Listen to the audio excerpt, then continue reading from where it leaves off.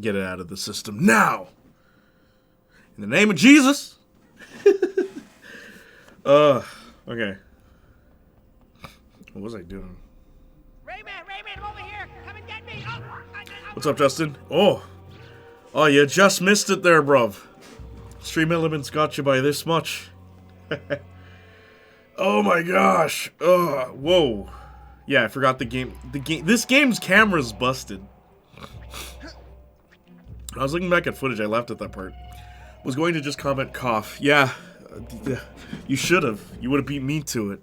Playniac. Yo, what's up, Saints Flow? I have, so much good news for this this week, which is awesome. But I'm supposed to get a new setup for stream that is literally in my house. So I shouldn't have to drive a million miles away to do a stream. That being said, I'll still be required to, forgot you can't kill these guys. I'll still be required to drive out this way if I want to do, like, a music gig or anything, but, because that was kind of the whole thing. It's a bit more convenient. This man is cursed. Which man is cursed? The one time Justin shows up first, I get Marvel ad. Or blessed. Yeah, Justin is the walking Marvel advertisement. Justin made me watch Echo. Not really, you didn't make me watch Echo, but I watched it because I said to you I would watch it. And, I'm on episode, I'm still on episode 3. I got further, but I didn't finish it. It's whatever. Like, it's fine. It's harmless. It's not awful, I will say, but it's messy as far as even just editing. Like, basic editing. It's sloppy. Also, the fight choreography is not very good. It's not very good. I was fine with you not watching it when it was done. When I was done it's okay. Yeah, it's fine. But the fight choreography, holy smokes. But anyway, yeah, what I was saying is, what was so great about this space is that, like, if I have to stream, I can come here, and then if I have a music gig, I can come here. If I have, like, anything, pretty much, this is a good middle ground for everything that I could potentially have to do. But if I build a little streaming area in my house, then I don't have to drive this far, which gives me more time to stream. And I can stream till whenever, because, like, then there's no time limit. The reason why I usually end stream when I do is either because you guys are getting too tired, or I guess I should say the reason I start streams when I do is because I don't want to start too early, because then I'd have to drive here an hour earlier than I usually do, which is kind of crazy. Jake can stream forever. I can. You don't understand. Listen, man. Last year, Marcus ended the year by saying consistency, right, on stream. He's like, well, we promise next year we'll be more consistent. And I knew he was referring to the podcast, but Sparks pointed out to me, he's like, Jay, you've been streaming consistently since 2021. It's like, yeah, because I like doing it. You guys make it fun. And also just like, I don't stop. I have goals, man. And when I have a goal in my head, I don't stop until I get that goal. Unless I don't think it's worth it. But I think this is a worthwhile thing to do. But yeah, anyway, what was I talking about before that? Yeah, so if I make a little space to stream in my house, it'll be easier. Because then I can sleep and then just wake up and then stream. I don't have to drive an hour and, like, be tired and all that. Because that was another issue. Just like, I'm way too tired. Is he jumping? I didn't know they could jump.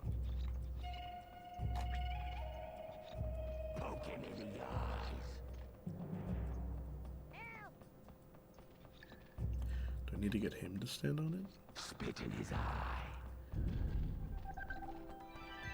Nice. Come at me, bro. Crush his bones. Something opened. This guy's determined. Crush his bones.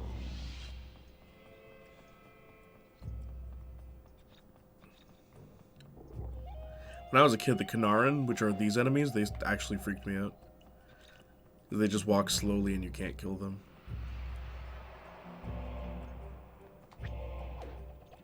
There we go.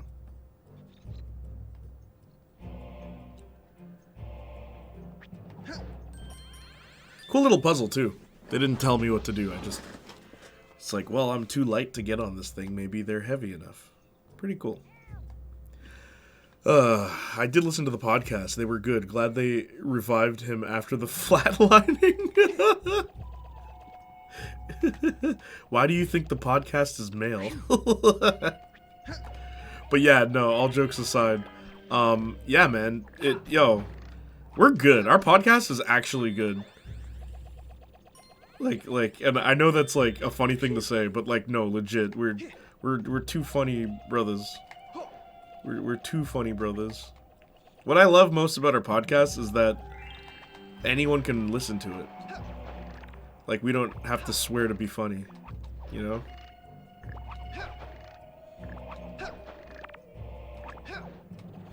Podcast is in stable condition. It currently is, yes. It hasn't quite left the hospital.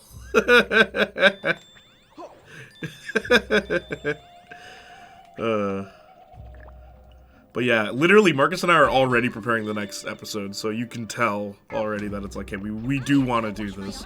The problem is, honestly, the reason why it was so difficult last year is just, I have to drive every time we record an episode. I have to drive to Marcus, and then I have to drive to my house or to the office, and then I have to edit it. Like Marcus does, like, 20% of the effort is him, and then the rest is me. I'd say more like 40% is him. I came back from my walk and replayed my mention to my dad. Yeah, Dad, I'm in this podcast. Nah, for real. You made me laugh when you actually downloaded the thing I asked.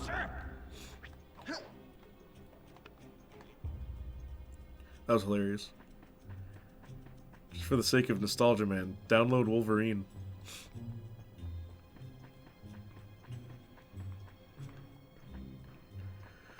Ugh. Here's a question, Justin. Have you ever pirated video games?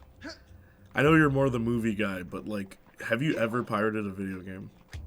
The only game I've pirated myself is The Legend of Korra, because there's literally no other way to play it. And that's how I was able to stream it. Made it sound like I don't believe he listens. I do.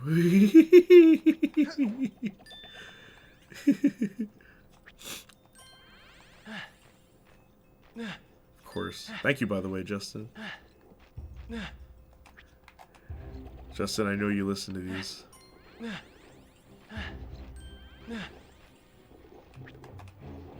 Thank you, by the way, for supporting the podcast. We'll be putting out more stuff. Are there any topics you think we should talk about? I'd love to do the Phase 5 thing, but Phase 5 keeps changing so drastically that, like, what even is it? The ones that we know of are already out, and then the ones that we don't know what we don't know. You know what I mean? It's kind of crazy, so we both kind of said there'd be no point in doing Phase 5 predictions. Do I just fly over?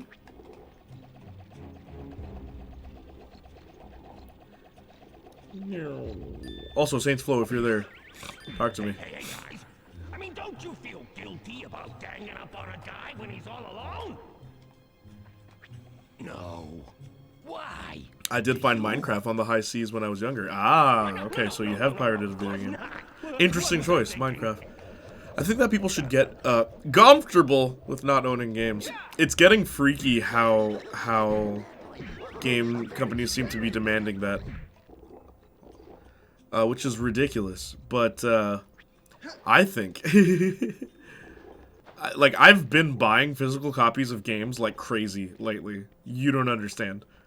There's just a huge stack in my room right now that I have not sorted because I'm so worried about them just removing my favorite games from online play, and I'm trying to convince my friend Elliot to do the same thing. If he has the option for one or the other, I'm like, dude, just get physical. He's like, why? I can just get it digitally and it'll be there forever. I'm like, it won't be there forever. He doesn't believe me.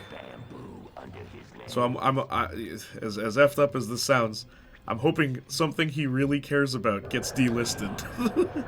Fresh brain. Spit in his eye. That's funny that they give me exactly that much. Back in those days, it was just Google Minecraft free download. Something as simple as that. Now you gotta go through, like, BitTorrents and stuff. Well, how are you, Phoenix, by the way? How are you, Phoenix? I thought you were Michael. Can I make this jump? Let him run. Need better with salt.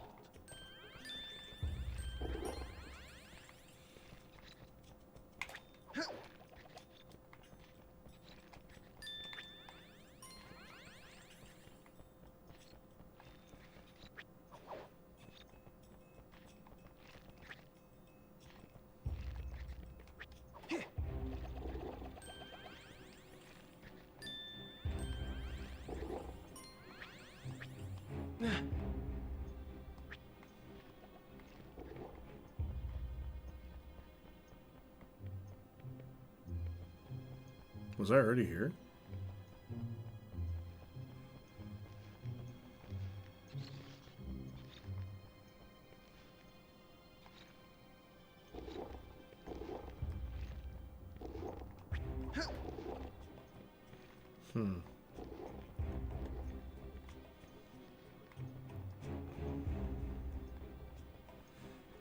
There's a gong that I have to hit.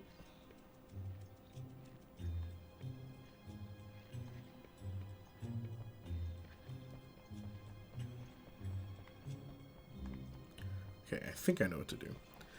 In 7 days, currently on a 7-stream streak. What's the worst that would happen? An evil streaming service can come steal it from you? Oh wait, yeah, literally. It's getting ridiculous. Why are we okay with this? Like, why aren't more people upset about this? How do I do first person mode? Was it up? I know there's a first person mode in this game. Oh, triangle.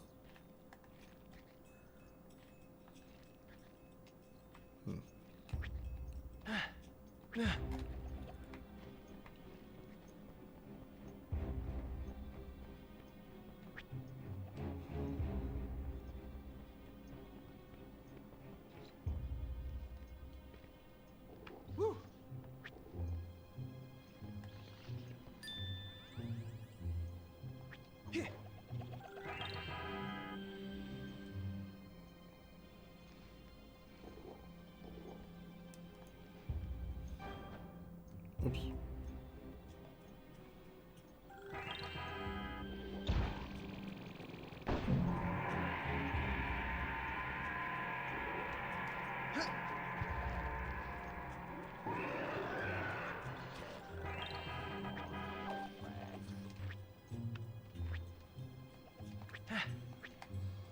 Okay, so this is what I'm supposed to do.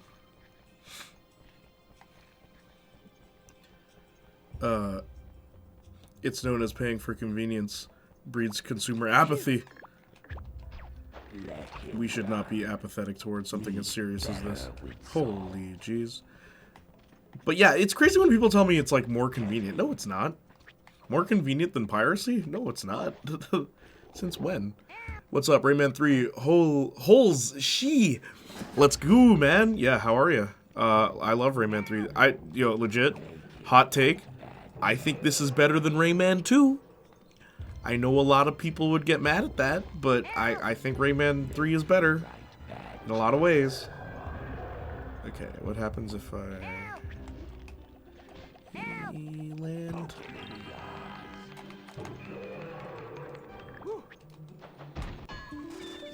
True, old but gold, legit. I've gone back to play like a lot of PS2 games. Of all of them, I still think Sly 2 is really high on my list. But I would put Rayman 3 probably second of the games I've revisited from my childhood. like, obviously, I love Jak and Daxter, so that will always be number one. But Rayman 3 is holding up pretty well. The only problem with this game is the camera. That is it. And if you were here like 2 seconds ago, you would have seen one of those frustrations of this game. Just the camera. And I'm playing on original hardware. This is a PS2 controller. You can see the wire and everything. By the way, you weren't sure on the podcast, but SSU stands for Sony's Spider-Man Universe. Oh. Did I not know? Okay. Do I want to go that... Oh, you can see me. Shoot, sorry.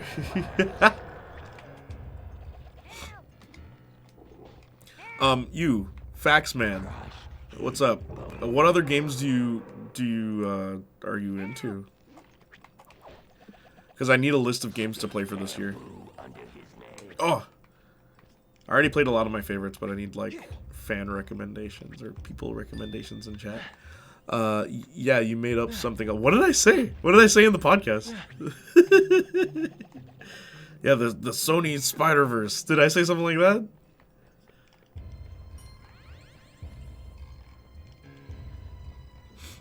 Or, as it's more memorably known, Sony Pictures Marvel Universe of characters. Spunk.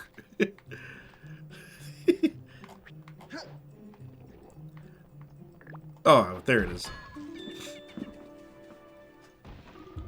I have to go tickle my hamster. You know what's funny? I'd say this game has in common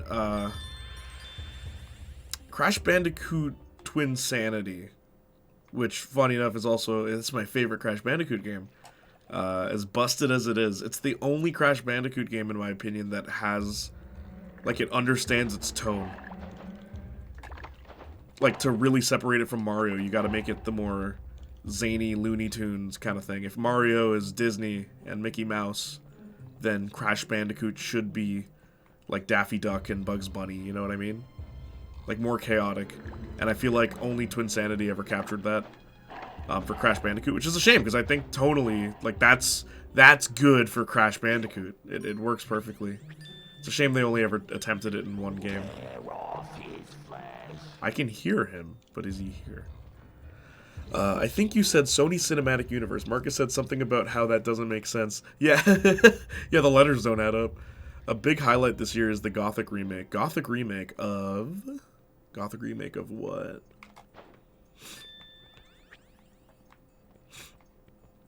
Apparently they're making a sequel to Vampire the Masquerade, Bloodlines.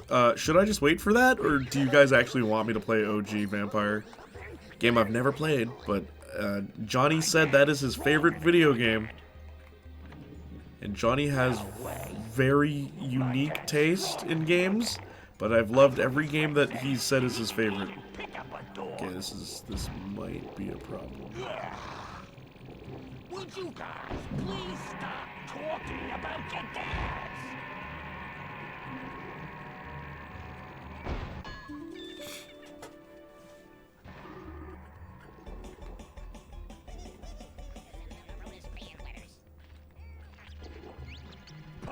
Oh, shoot. Thanks. Oh. Make him write bad checks. Crush his bones.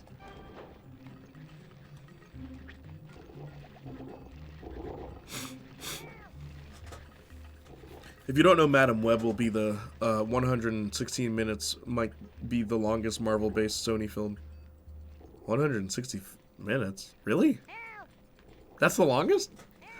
You said also about, has there ever been a whole universe about side characters that aren't the main hero, like SSU not having Spider-Man, but I think I thought of it. CW's DC stuff, it's a universe built on the fact that they wanted to do a Batman show and were told no, so they made Green Arrow Batman. Yeah, but then they got the Flash, so I wouldn't necessarily count that one. Honestly, like, in a way, Smallville, but you at least have Superman in that.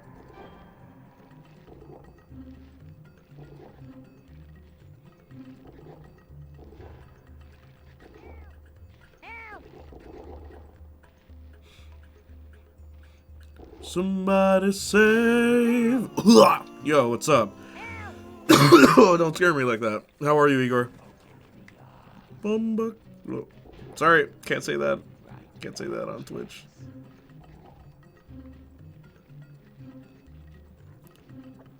Sorry, Igor. This is what you bring the black out of me. How are you, Igor?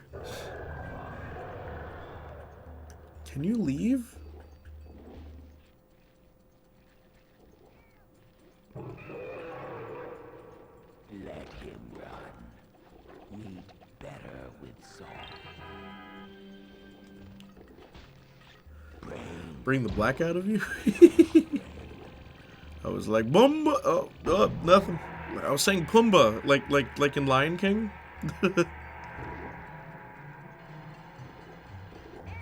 Oh shoot! Oh shoot! Oh jeez! No, he hit me. I did not hit her. I did not.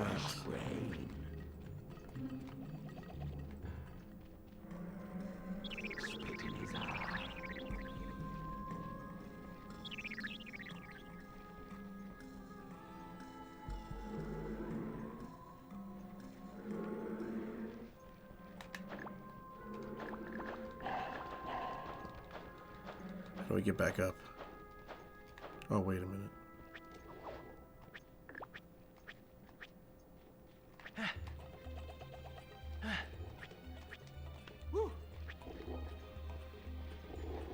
Alright, let's do this for real. Oh, hi, Mark. Us. I'm doing okay. How about you? Doing pretty well, man. By the way, I was gonna do a playthrough of Parasite Eve on Twitch, but I looked up Parasite Eve to just see, like, okay, what would I be doing? I looked up a speedrun. There's a lot of talking in Parasite Eve, like just talking, and I don't know if that's what everyone on Twitch wants to see. So I decided to do a different game that involves a lot of talking. That game is Shantae. Because I've already done Shantae. How come they can't see me now, but when I did the other thing, they saw me? When I did Shantae, I did all the voices. But guess what, gang? Guess what, ladies, gents, guys, gals, peeps? You freaking... Actually, wait. Oh, that's what you're supposed to do. Ah. Guess what we're gonna do? Lady Soja is gonna do the voices for the Shantae game with me. We already did Shantae 4 and 5. We're gonna do 3 now. Yeah, we're doing Shantae backwards. 3 is the best Shantae game, hands down. It actually is. It's like a legit. It's a challenging video game, but like it's a fair challenge, and it's creative because at the end of Shantae 2, you lose your powers, your main powers that are like the whole thing with Shantae. You lose them. So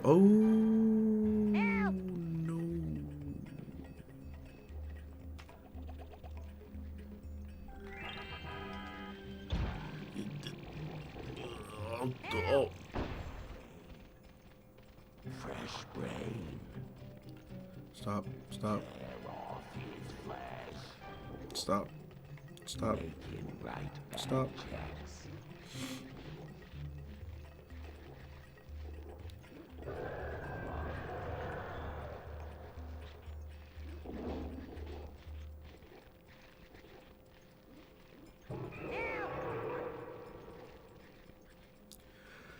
Okay, I gotta figure out a way to get those guys up there. Doing Shantae backwards, yo, pause. Just as the spider way, 10 out of 10, Lady Soja. Yeah, she'll be joining me for the Shantae streams to do the character voices. But yeah, because we started with Shantae 4, and then we did Shantae 5, and I'm like, wait a minute, why did we... I know why we started with 4, because 4 is my favorite, but it is kind of weird that we're just doing it in a weird order. But yeah, Shantae 3, at the end of Shantae 2, you lose your superpowers. So, it's kind of insane that they were able to make a sequel that... Oh, that was terrible. A sequel that actually acknowledges that change. So, oh, this is so hard to do.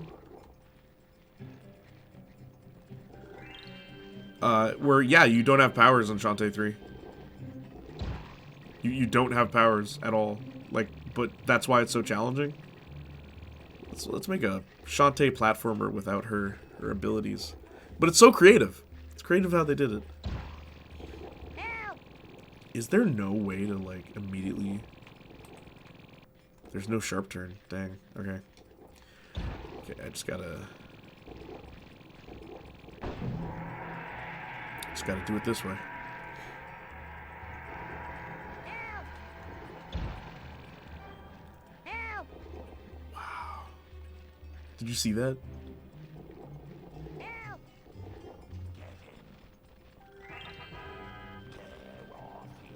How am I supposed to do this?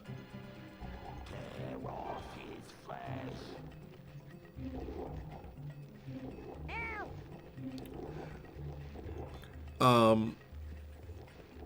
A lot of talking people talk stream Dragon Age and Mass Effect games, and they even do Red Dead Redemption roleplay streams. Yeah, but you know what happens when I play a game that has a lot of talking? People stop talking in chat. Unless it's Shantae, weirdly enough. Shantae's the only one that's gotten away with it. But I figure, why not make it extra fun and have Lady Soja join me? Also... Come on. Also, Shantae is fun. This might backfire. Oh. How close can I get to them?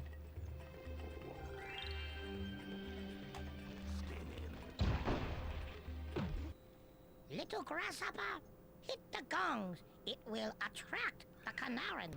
Yeah, the game thinks I'm stupid now. Oh, no, no.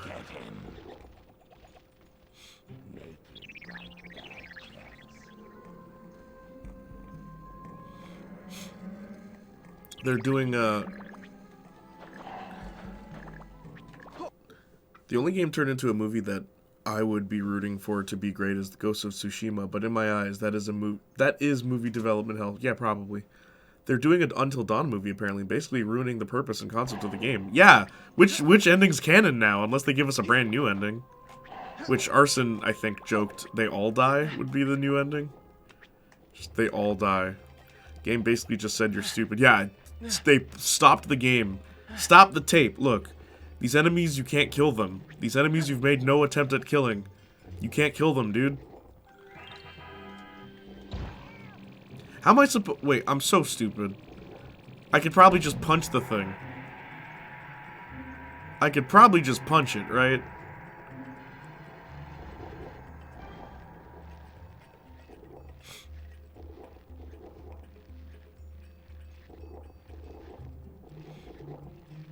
Random fact on sequels, but did you know Robert Downey Jr.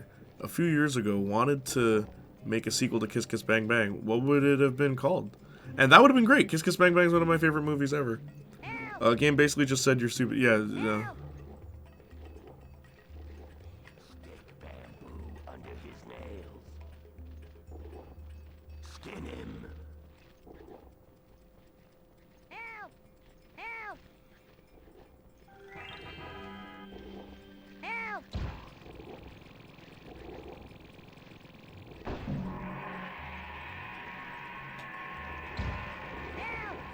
Help!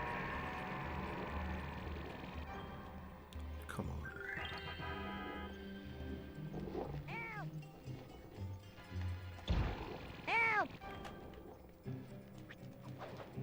That is such BS. Okay, but there is another way I can do it. Help! There you go. I didn't even need the rocket punch. I need to go regalvanize my tires.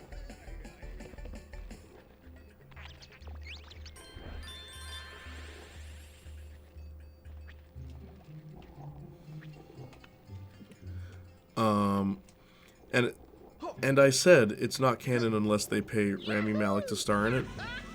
Because I want to know if he secretly dislikes being in the game because it was a stepping stone in his acting career and now known for better works. I'm sure he was okay with it. I want to talk to Brett Dalton. It's like, hey man, how's it feel to be in like weird franchises? Like seriously, every time I see him, I'm like, what are you doing here? No info other than just he wanted it to happen. I have no idea what it would be like. Who is the director of that? Shane Black? Is he still around? Or has he said something controversial that got him canceled? Or, like, because Shane Black is definitely the kind of guy who probably would say something wild. If you guys remember his line from Predator. Who does Brett Dalton play? Mike in Until Dawn. My favorite character. He also plays Grant Ward in Agents of S.H.I.E.L.D. Oh, shoot. Yeah, the game becomes Crash Bandicoot. Oh.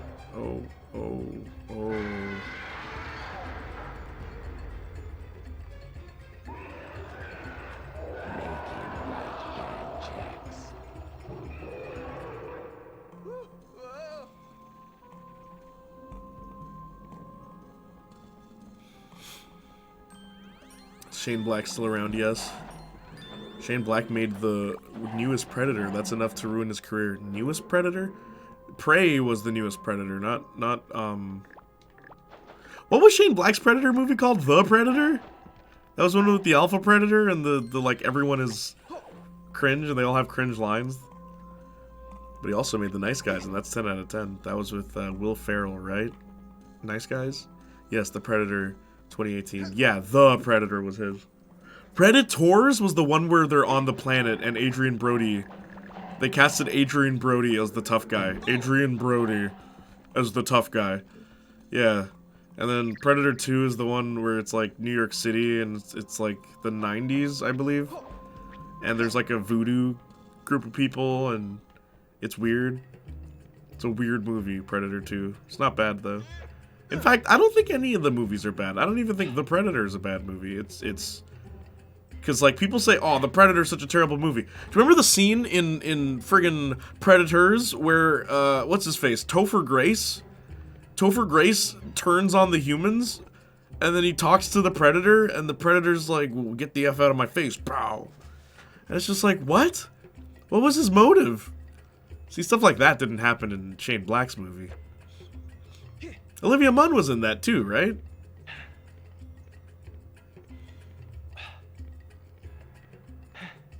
Probably should have looked into where I was supposed to go with this thing.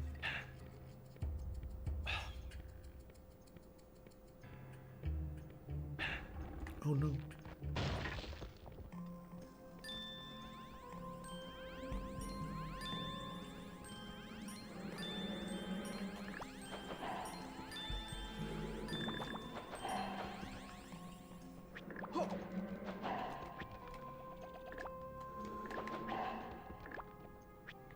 Go.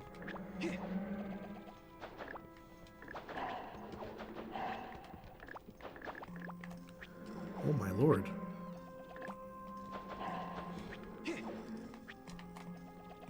How do I...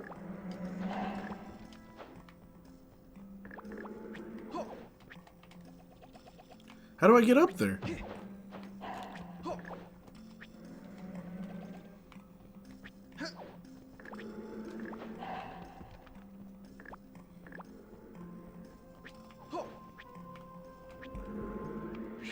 There we go. Alright, here we go again.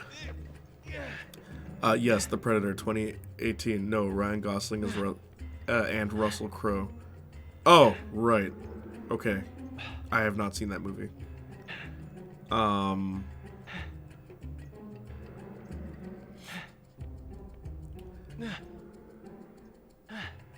You're thinking the other guys with Will Ferrell and Marky Mark. Yeah, that's the one. The Predator, aka the one that has the autistic kid that has the Predator helmet. Yeah, dude, that scene was awesome. Remember the scene where the guy has the Predator helmet and he turns his head and he shoots himself in the face? Bro, how could you say that movie's bad? How could you say that movie's bad?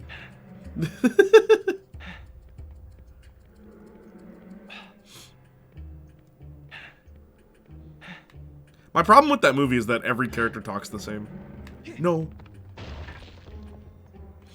That's the only genuine issue I have with that movie. And it's like they all talk like Shane Black characters. Except, I guess, Olivia Munn. Predator 2 probably spawned the Predator Concrete Jungle game. That game is pretty good, though. Yeah, true. Wait. Predator 2? How so? Rayman 3 is... Oh! You made me mess up! The Radfield, what's up? Such a classic. Always happy to see people playing it. It is. It's the best Rayman game. Don't at me. Tonally, I think it's the most unique. It's the most refreshing. Okay, this is the only way I haven't gone. Like, I gotta go around, I guess. But I gotta, like, light tab. Okay.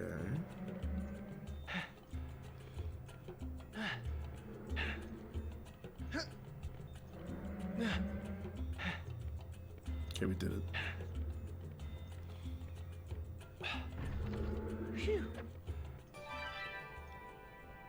Yay. Isn't Predator 2 the one where he's in a city? Yeah, literally. What? Igor, do you mean Predator 1? The one where they're in the jungle? Hey, what's up, Dr. Murder? Dr. Moida, how you doing? They cut an ending with Ripley from Alien and the Predator being in some pod. At the end of the first Predator movie? Oh, the Predator. When they're on the ship. Pretty good. Found Wolfenstein 2009 today. Can't buy it. Oh, jeez. Can't buy it on PC anymore. Word. I wish they'd, like, honestly, I want a physical copy of The Legend of Korra. It's the only game I've ever had to pirate to play on stream. Where, like, I'm playing this game on original hardware. Predator Concrete Jungle, PS2, where he is, surprise, surprise, in the city, also known as Concrete Jungle. Ah, I see. Gotcha. I've never played the PS2 game. I did play the PSP game, though. It was Alien vs. Predator, Requiem. Based on the movie, Alien vs. Predator, Requiem. The one where they nuke a city at the end. Which is insane. What's up, Birdman? How you doing? Predator Concrete... Janiac, man, I just seen a super sus clip of you talking about Baldur's Gate. Oh, the one... My life is dick? Yeah. I didn't say my life is full of dicks. I said my life is dick. I said whenever I take a shower, I look down. There's dick. My life is dick. What's the problem? Look, man, sometimes we just gotta say it like it is. Yo, pace set. Pause. What pause? Play. Don't hit the stop. Stop the tape. Dr. Dre. Don't just stand there. Operate. I'm not ready to leave. It's too scary to die. Had to be buried inside a cemetery and kept alive. Buried alive! And Predator Concrete Jungle sucks. AVP on PSP was way better. That game was even trash. Okay, AVP on PSP legit was not a bad game. Like I have good memories of that game. It was clunky, but that's like just any 3D PSP game where you don't have a second analog stick for some stupid reason. Oh, thank you so much, the Ultra Field. Much appreciated. If you have any games you want me to play, let me know. I also do other stuff. Just !J. Or, get this, just Google me. And you will get a lot of results.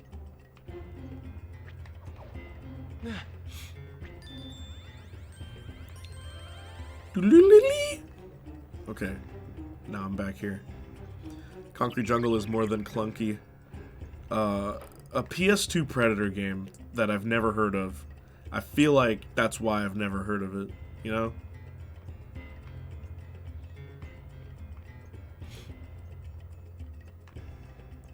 Tak 2. Ooh, okay, yo.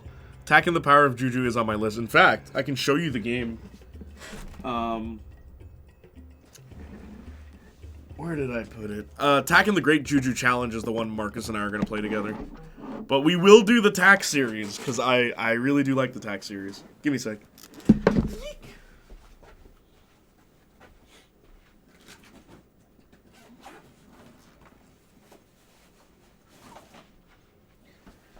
Yeah, so here's two games I want to do. So, Tak and the Great Juju Challenge is one of them, which we could probably finish in one sitting. The other game is this. Spider-Man Friend or Foe. Do you guys remember this one?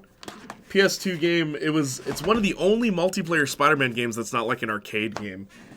Or like a side-scrolling beat-em-up that I could think of. To be honest, I'm a sucker for old 3D platformers, so whatever goes. How about Ty the Tasmanian Tiger? I was debating doing that one too. But that last level is what scares me, because that last level is really difficult. I've never been able to finish that game because of the final level. It's stupid what they expect you to do. Like, I don't even think the creators of that game beat it back in the day. That's the thing I've noticed with replaying a lot of these PS2 games. The last level's always just BS. They're just a-holes. Like, the people who made these games. Is at the end, they're just like, how about we just make you suffer? I've noticed that. Even like Sly 2. I loved Sly 2. Replaying that, where I'm like, this is an underrated PS2 franchise. The Sly Cooper one? Seriously. I love Jak and Daxter. I genuinely do. I like the first Ratchet and Clank. I think everything after that is where Ratchet kind of loses its focus. But, I mean, it's the most successful out of the three. But Sly Cooper's the best one. Like, hands down, Sly Cooper's the best one. It's a shame that so few people actually think of that one as a classic. Like, I meet more people that know what Jak is than people who know what Sly Cooper is. Attack 3, that's co-op. Attack 2 is the classic. Funny, I played all of them, except the fourth one that they made after the Nickelodeon show. Attack 2 is Staff of Dreams, right? I don't remember much of it. I remember they added Fauna, and I liked her when I was a kid. I thought she was cute. But that's all I remember. I don't remember 2. I remember 1 a lot. 1 had really good music. And also, Tak had a great, your health was the feather in his head, right? Which was really creative. I miss stuff like that in video games. Just like, let's come up with a cooler HUD.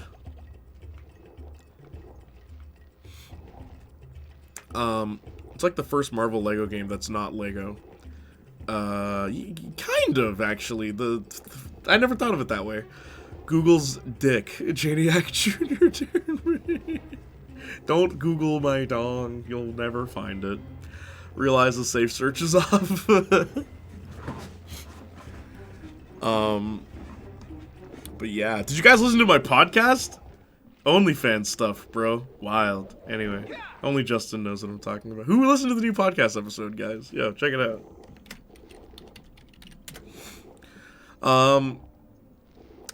Attack 3, that's co-op, friend or foe. It's like, as an Australian, I love Thai.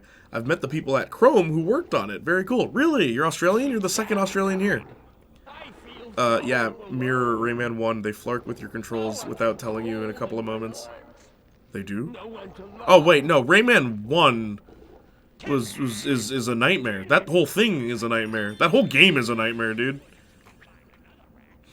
I will never stream Rayman 1, by the way. Like, that's not gonna happen. There's a few games I won't stream. There's a few. Fortnite's one of them. Minecraft. Why's the... Oh, God. Why do I hear boss music?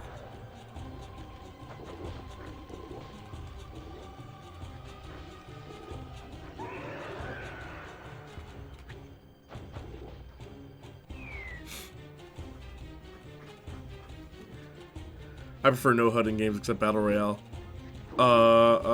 Mirror's Edge is the best at that. Step aside, he's mine. You sick or clever stranger, that's good. I like clever people. Their brains are tastier. That's good. I like clever people. How you handle yourselves in the arena. I love his voice. Eddie. You are a loser, Eddie. This Reflux boss fight spooked me so much as a kid. I'll say this about Reflux. After running away from the Kanaran for so long because they're, like, invincible, fighting Reflux as a boss, I remember thinking, like, Rayman, over here! how am I able to win? Silence! Like, what a wuss! Rayman, Like, I can beat this one, but not the other ones? I remember thinking that was weird as a kid. Silence! Get him, Rayman! Make him eat his hood! Won't you shut up, you stupid toad? Lower his hand to the ground. Now, Reflux is my champion, and The ultimate edgelord franchise, and that's in style these years. Sly Cooper? That a limbless little runt has a chance against him? Sly Cooper's popular now, but not for that reason. It's popular because of Carmelita Fox, and I can't blame them. Thank you for the hydrate. I'll take a drink soon. Rayman is probably the best ongoing platformers in history. Best controls, mechanics throughout the franchise, minus the Raving Rabbits. The only reason I think Rayman isn't as popular is the same reason I think Crash Bandicoot isn't as popular as Mario. Tone. Play Rayman 1, then play Rayman 2, then play Rayman 3. Their tone is all over the place.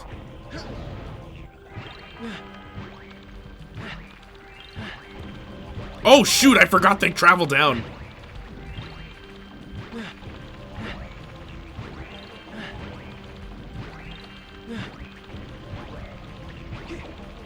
Okay, how do I beat him again?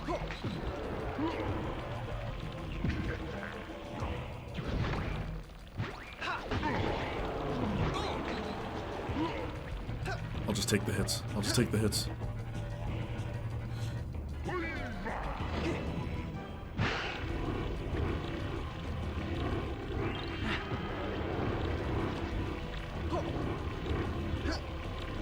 Also, you'd think this boss would have cooler music. Just saying.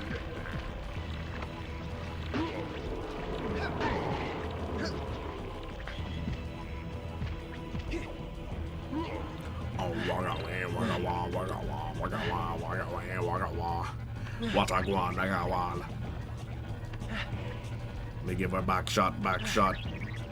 Buckshot, buckshot. Wagawa, wagawa. Wakabwa with Badman. Biakanaran. Come see me in the streets, boy. Wagawa, wagawa, wagane. Okay, put your staff down so I can punch it. How am I getting hit by these sunbeams? It doesn't make any sense.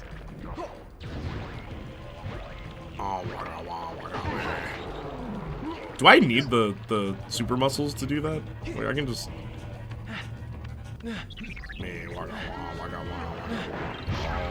Oh, blah, blah. Oh, jeez. Oh. Oh, that one's cheating.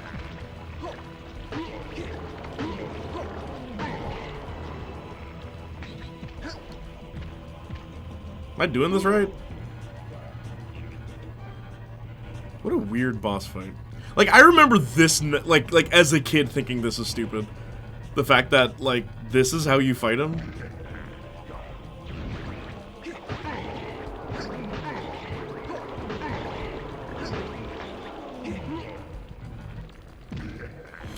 Whew. Okay, sorry. But Rayman is probably... thank you for the hydrate, Saints Flow. I'm gonna take a drink of water right now.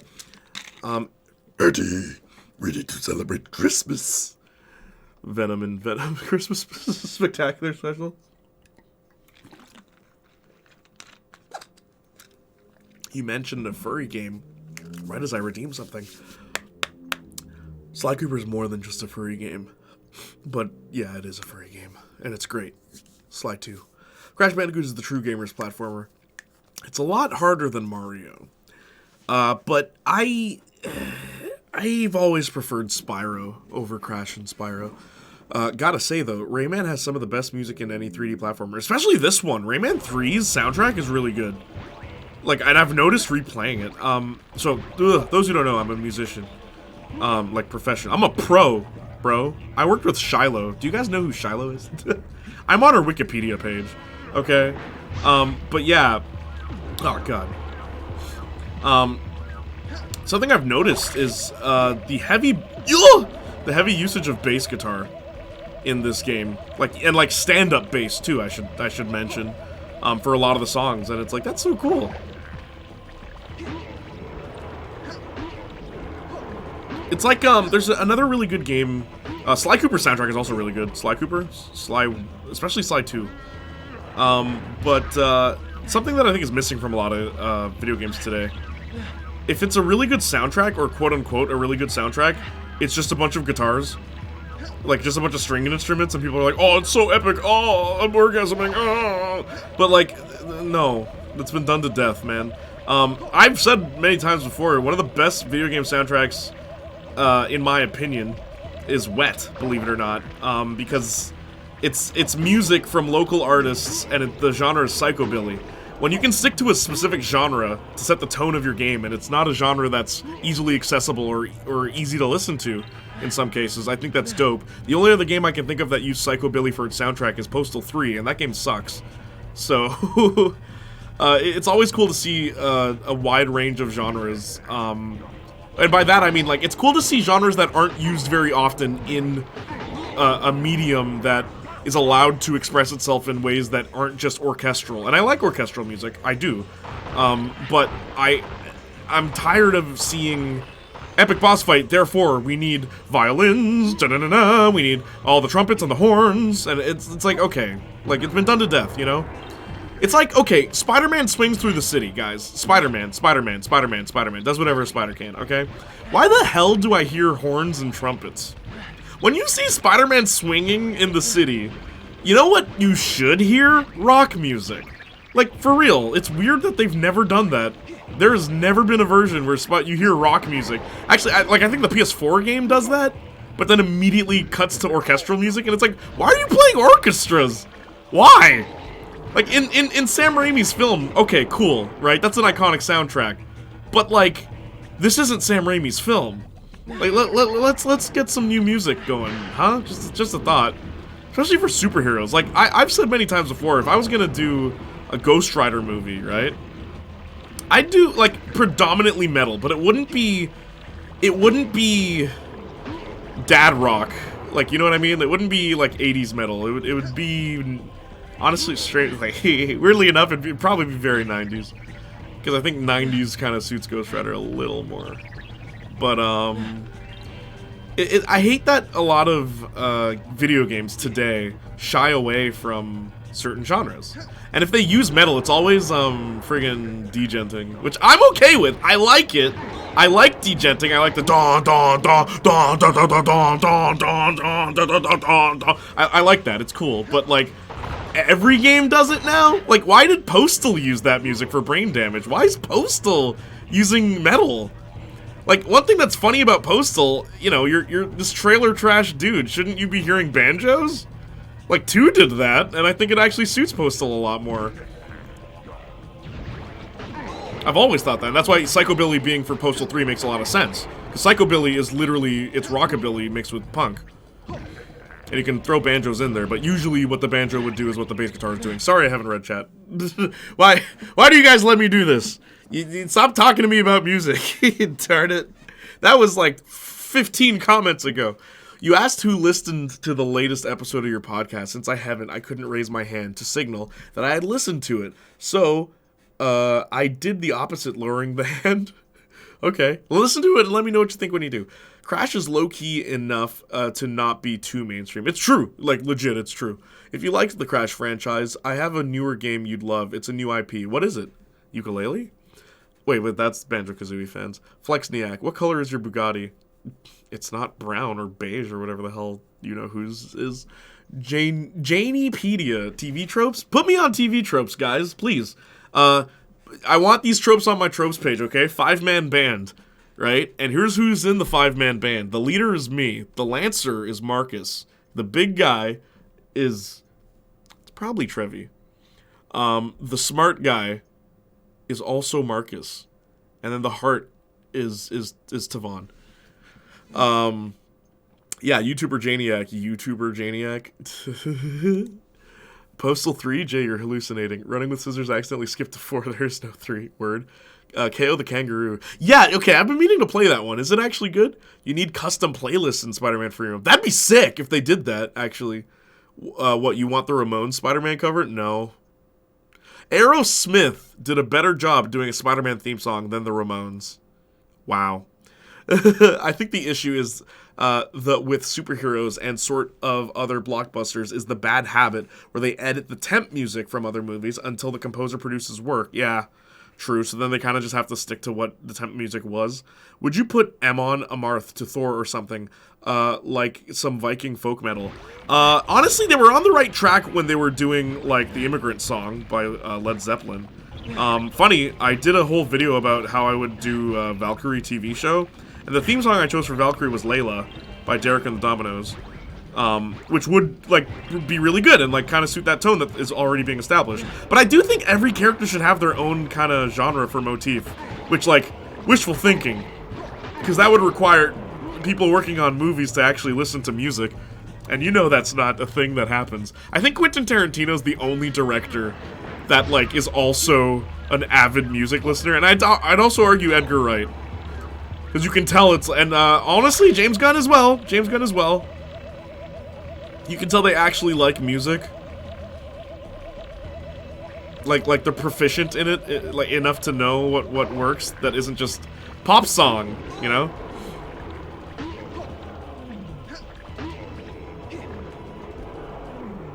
What would Daredevil's be?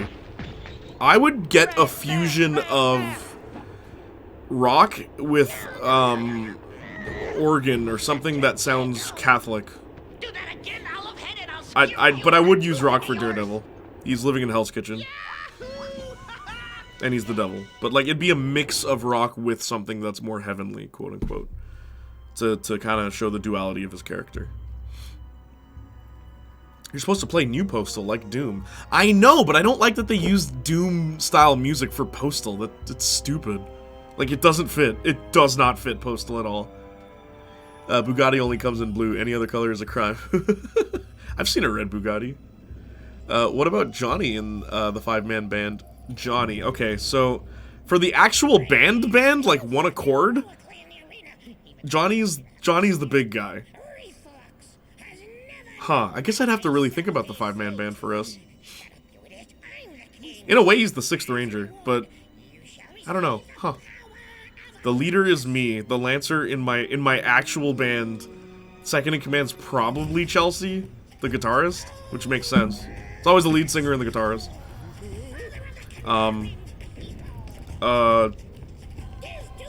Smart one's Mac, easily.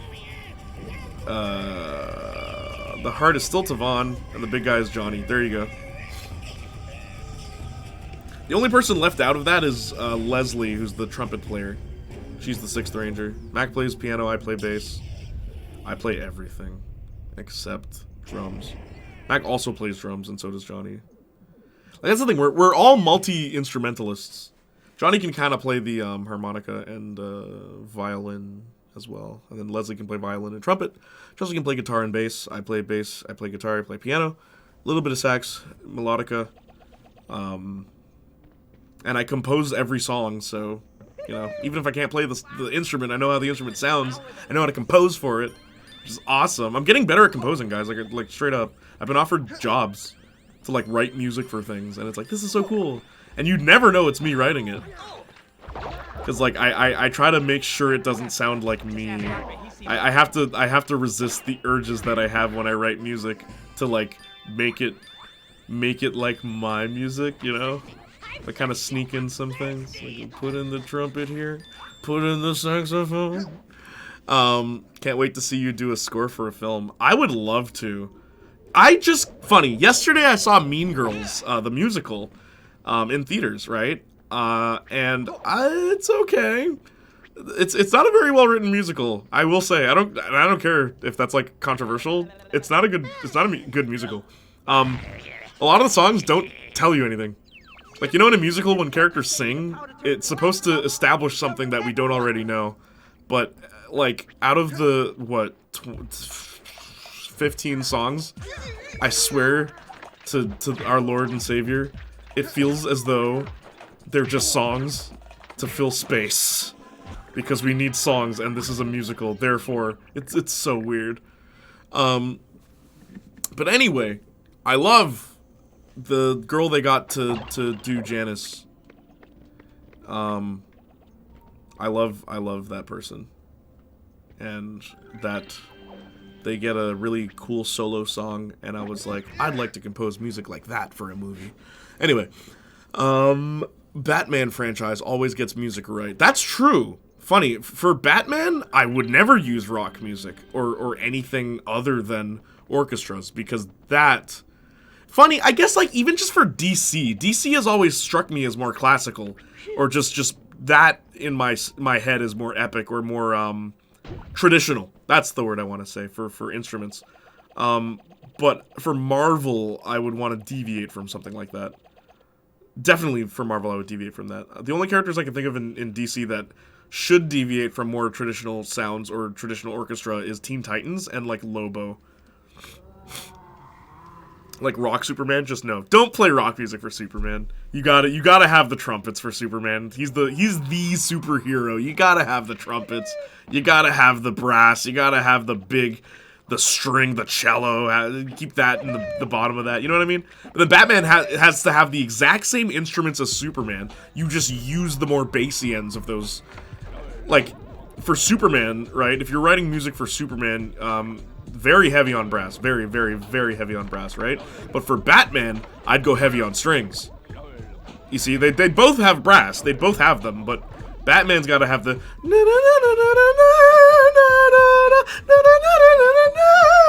and a lot of bending strings too for Batman. Like, that's the thing about music, man. You can be more expressive in ways that, like, the average human being would not know.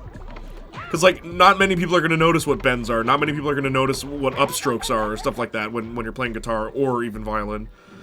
So you still put those in there, man. Who cares if no one notices? You gotta put it in there so when people ask you questions, you can be like, yo, okay, so, like, yo, I wrote a song for Batman, so this is what this represents. Each part of the song represents a different adventure. Like, this is the Bruce Wayne part of the song, like, you know what I mean? Like, I'd do stuff like that. This is where the game stops giving you health, so you gotta do this. I remember seeing this in the opening cinematic of the game and wondering, at what point will I be able to do this? And weirdly enough, you do get to do this. Oh, okay. Sorry, guys. Even a movie like Batman Forever has iconic motifs, of course. That's what they did Affleck's Daredevil. Now all you need... Oh, Affleck's Daredevil? Affleck's Daredevil used 2000s, like, nu metal, though, which... I wouldn't use metal music for Daredevil. I'd use rock music, but not metal. Metal's not the genre I'd go with. Metal's too... It's too heavy for Daredevil, in my opinion. Because it's too dark, I'd say. Even though I know he's a dark character, but I wouldn't use metal. It's too far. Now all you need is Mage and a wild card, and your Avengers is complete. The Mage? Who would be the Mage in my team? Shanita, I guess? Or Hannah? Shanita's the wild card. Hannah's the Mage. There you go. Shanita started painting, by the way, which shocked me. So she might be involved in painting an album cover for something coming up, which would be cool.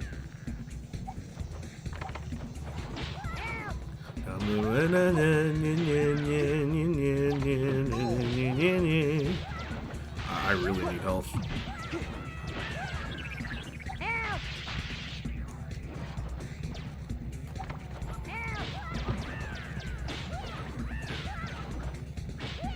What happens when you die in this game?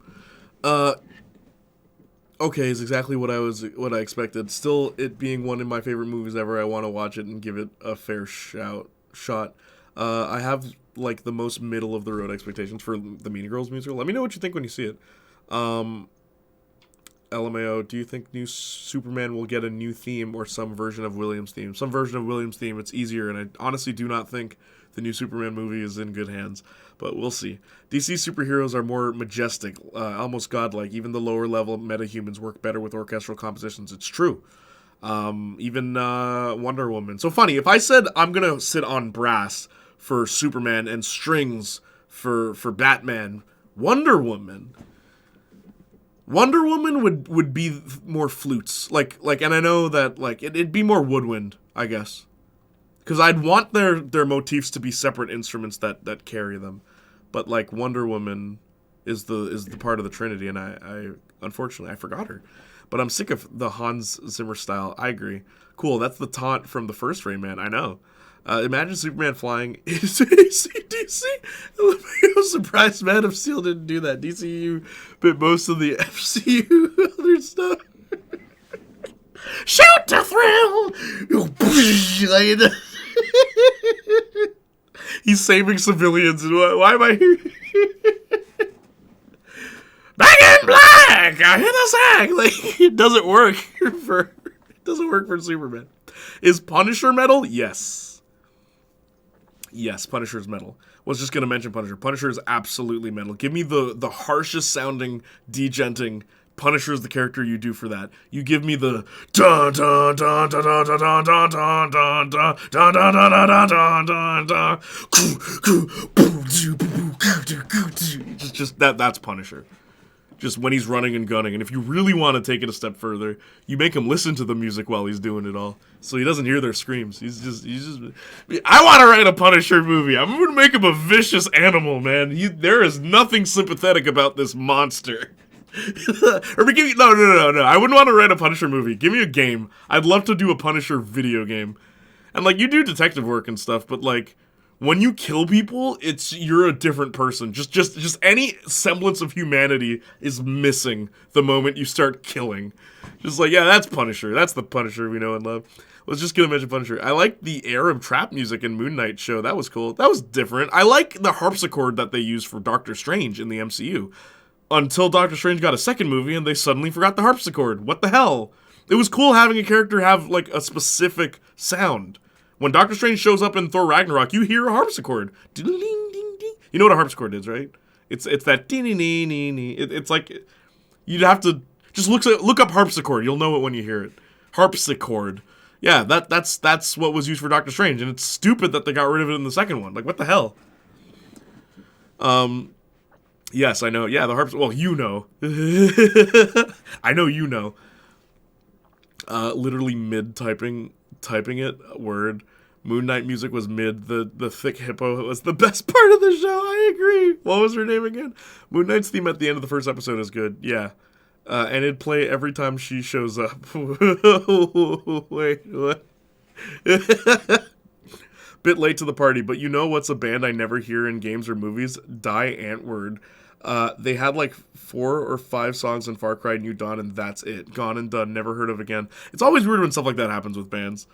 It's always a shame, honestly, because you want to know what they could have done had they... I don't know. Whether it was like they broke up or if they just stuck it out. I don't know. The first trailer for Punisher Season 1 used One by Metallica with the song synced up with the bullets. It's so good. Yeah. Funny, though, again, I would not use dad metal. I think of Metallica as dad metal. Truth be told, I'm a weird case where I like my metal like Iron Maiden. Iron Maiden is the best, like, introduction to metal for me. I've never been big on Metallica. I even prefer Megadeth, the spite band, the band that was made purely to spite Metallica. I actually prefer Megadeth, but I wouldn't use Metallica for Punisher. I wouldn't. I think Metallica's too safe. I do something that sounds a lot more disgusting, something that sounds a lot more guttural for Punisher.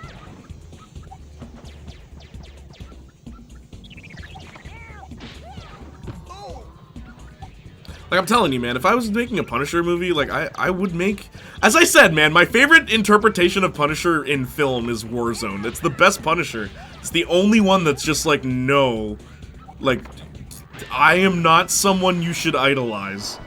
I am not someone you should sympathize for or with. Like, that is not who Punisher is. And it's like, that's my favorite version of that character. I kill people. I'm not a hero.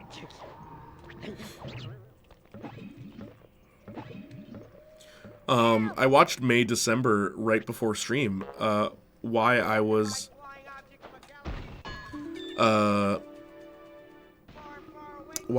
late, saws, but an unreal experience is all I can say. May December?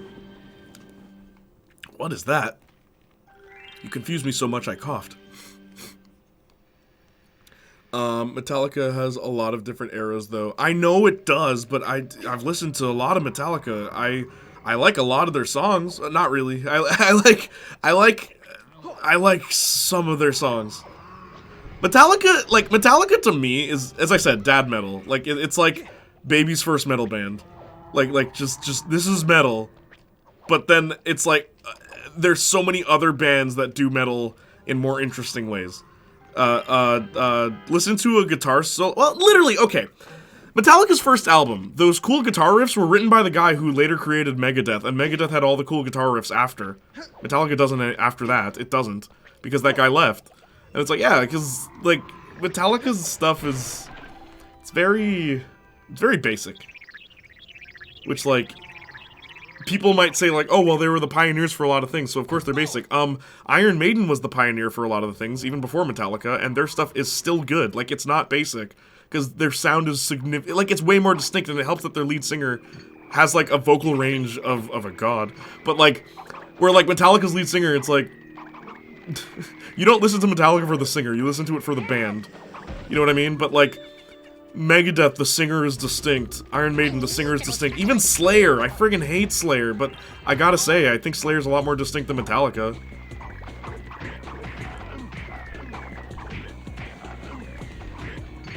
You know what?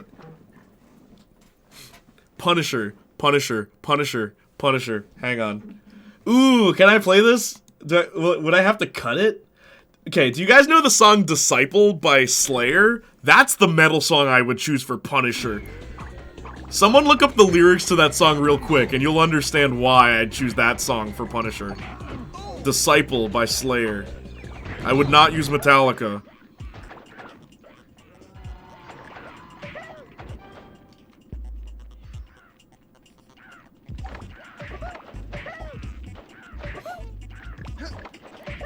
I'll give you a preview. God hates us all. The chorus is literally God hates us all. I know why your prayers have never been answered. God hates us all. Oh god. What? I reject this effing race. I reject this effing place. Yeah. It wouldn't be Metallica I'd be going with for Punisher.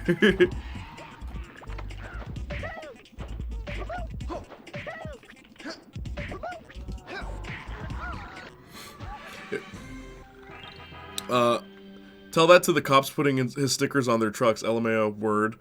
Or soldiers who do that too. I've seen actual soldiers put on their helmet the Punisher logo, and I'm like... Jeff Plays Guitar could make a great Punisher music. He made the soundtrack for Atomic Heart and a ton of Doom versions of other game soundtracks. Word. I do know who you're talking about. I know because you've shown me before. Harpsichord Music, YouTube, Ultimicia's Castle Music, JIDM, Discord, you the link. Someone did a harpsichord version of the song, or was it always harpsichorded? Oh, I agree. I was just saying they aren't really in one note. They're not one note, but they're so basic. Like, any note they've played is the most basic version of that. Any composition they've created is the most basic version of that. Like, it's vanilla. Metallica is vanilla. Like... They're not bad. Hear me out. They're not bad. There is nothing wrong with Metallica. Nothing at all. Just I've heard better from literally everyone else. I've heard more interesting compositions from everyone else. From, like, their competition, I'd say. Even Anthrax is another one.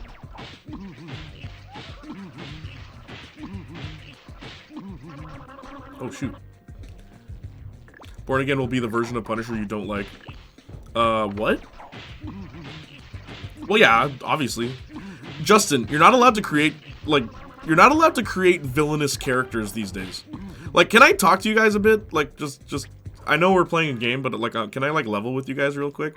A hotly debated thing amongst me and my peers for, just John Bernthal. I like him as the character. Like, I do like John Bernthal playing Punisher. It's just, I'll never get the version of Punisher I want in live action form, because you have to make every character sympathetic these days. You have to. But anyway, something I've been discussing with my peers, right? In relation to I almost said Star Wars. Starlet. It has to do with an event that takes place in her backstory that we explore in episode 4. Okay. Straight up, we're split down the middle on what we should do, because me being me, I'm like, I kind of wanted this story to be, like, a question of, like, how far, or I guess just, like, can a person come back from doing something almost irredeemable? Right? Like, that's, like, Starlet's whole thing. But, like, people are telling me, like, tone it down, and I'm like, tone it down. This enemy's so annoying.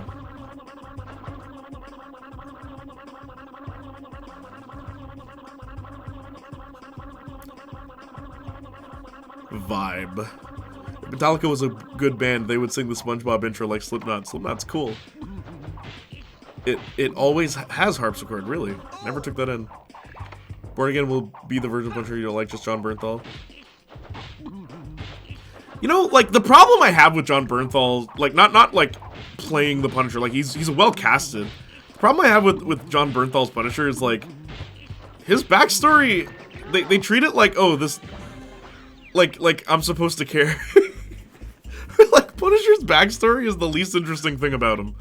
Like, straight up, it is.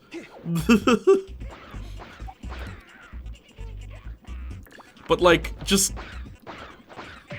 There's a scene in Daredevil where Punisher tries to justify why he kills people to Daredevil. It's like, Punisher shouldn't have to answer to anybody. Why would he care what Daredevil thinks? Like, what? Why would he care? Like, it's the weirdest thing about MCU Punisher. It's like, yeah, they kind of... They made him a bit of a wuss. Yeah, I was going to say something similar, but tell that to the right-wing idiots. You say that, Jay, but I just watched May December, and while the movie is about a woman who met her husband at 13, she was 36, had kids with him, and we definitely aren't supposed to sympathize with her. Hang on. I'll tell you what's up with that. Hang on. The movie is about a woman who met her husband at 13, she was 36. That right there, Austin, is what you call Oscar bait. That's the only time you're allowed to have unsympathetic characters, Austin. Don't you know? Those are the rules. You can do stuff like that. You can. But there's a limit. Also, if the roles were reversed and it was a man, that would not fly. That's the other thing. It's a bit of a double standard when it's a woman. As effed up as it is to say that. Jay, never compromise. You'll only end up with regrets if your artistic vision, if you feel it needs to be super raunchy, just go with your gut feeling. My issue is, some people, I don't want the audience, because there's an old trope, and it's funny because, like, a lot of people attribute Buffy Season 6 to this, and it's only now that people are, like, retroactively saying they like Season 6. Darkness-induced audience apathy, where something is a little too dark to the point where the audience stops caring. I want you to know, Saints Low, like, I'm very likely just gonna go with my gut on this one and just be like, look, this is what happened. This is what happened, and there's no changing it. And yeah, but cause I ain't a wuss. Like, and hey man, I have nothing to lose, so you know. But like, yeah, we'll see. At worst, it'll be doxed and harassed, like the Andy and Layla dev. Well, I'm not doing anything that crazy. And yeah, I agree. Some characters should just be messed up. They should. Don't go full. I think there's a reason why that character has resonated as deeply and strongly as he has in the hearts and minds of comic book fans and first responders and people in the military and people all over the globe. I think there's a little bit of Frank Castle in everybody. That is not something anyone should be saying about Punisher, though.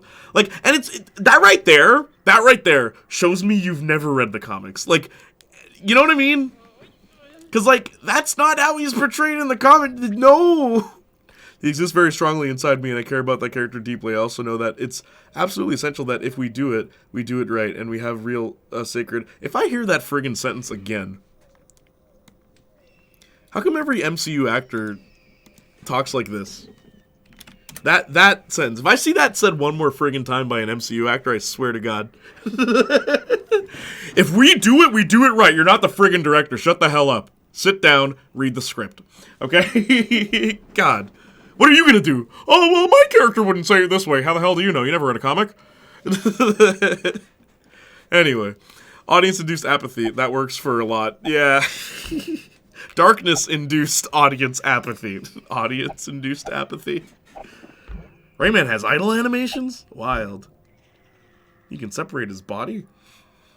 We have real sacred integrity to the source material, to what is at the core of Frank. I'm going to do my absolute best to make sure that if and when we do it right. If we do it right. Shut up. Shut up, John Bernthal. I'd say that to his face. He'd probably kick my butt. Unless I shot him. Unless I killed me first. I've seen a picture of this character 15 years ago, so I resonate with them on a personal level. Has John Bernthal read the Punisher comics? If so, which run? Because Frank Castle is portrayed so differently across different years of comic books. Whenever people tell me, like, oh, we gotta stay true to the source, what the hell do they mean? Do they mean the fan's favorite version? Because, truth be told, the fan favorite version of Punisher isn't this version. It only became this version after Daredevil, the show. If you don't work, if we don't work, what will there be for Jenna Ortega to punch up? Writer strike protest sign.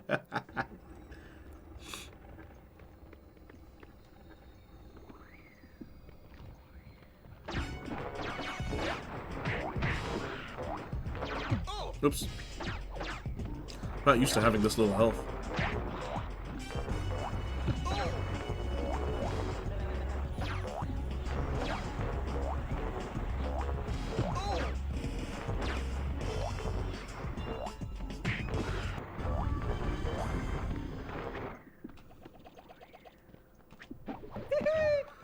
Oh, this is why people trust Henry Cavill. It's not some right-wing conspiracy. He's actually a fan of most projects he's in. I know. I know. He has read them. He talked exclusively about going to various comic shops and asking for recommendations back before he did Daredevil Season 2. How do you know he read them? What's his favorite comic? Like, what's his favorite Punisher book? Has he ever stated that? It's like Andrew Garfield leaving the comic book shop with Infinity War. Like Infinity Gauntlet, I mean. And I'm just like, okay. What am I supposed to take away from that? Oh, you read a comic book. Cool. But it's like, how many have you read? Oh, Goromak-san. A very tense. Rockery. I know how to drive out. Oh, this game's racist. Warzone, Resurrection. Oh, what? Have you ever read this one? Have you ever read that one, Justin? Yeah, I don't read Marvel or DC comics regularly, but at least I know there's been thousands of reiterations over the decades. So I wonder if people are just looking at the current run of the character. That's legitimately it, bro. MCU and DCU actors are like the people who know the full names of all the Overwatch girls but never played it. No, actually. You've never read that one? Okay. Listen, man. Also, this was the thing that I was talking about, where they all come together to play the instrument. They play Glowbox like an instrument. But yeah, just like, yo, John Bernthal's Punisher. If we're gonna do it, we're gonna do it right. I think the movie could have easily gone down the route of making the relationship seem scandalous or spicy, and not what it was, which was grooming and abuse, especially with how terribly covered grooming is when it happens to boys, as you mentioned. So I'm glad they didn't do that. Yeah.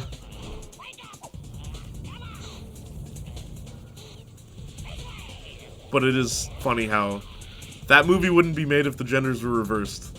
That movie would not be made. That movie would not be greenlit.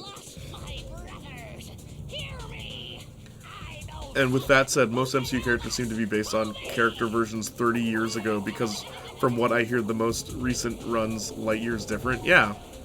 The characters are ever changing. Well, some of them. Some of them. Like, Superman hasn't changed that much recently.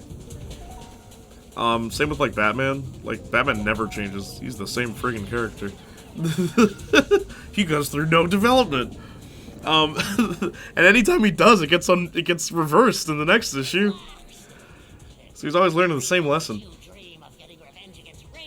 Yeah, that's likely true. Yeah, to be fair, he does have some control. If he doesn't like the direction, he doesn't do it. Oh, okay. I wonder if there was ever an instance where he didn't like the direction, and he decided to say something to the director. I wonder what was changed.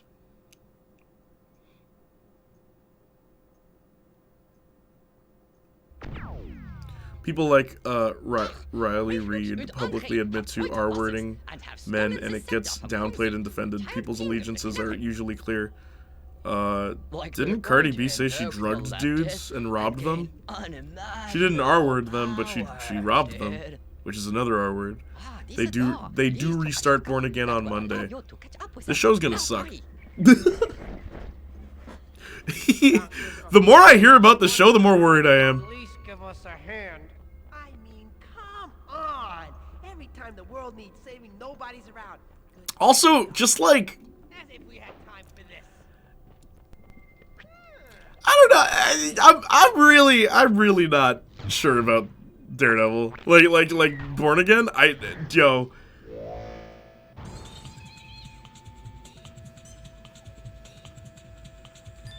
We'll see though. Also, with your comment about James Gunn take on Superman, I'm taking a neutral position where I will wait for a trailer and then see the movie before I judge if it was good. But James Gunn's movies are always good for trailers, and then you see the movie and it's.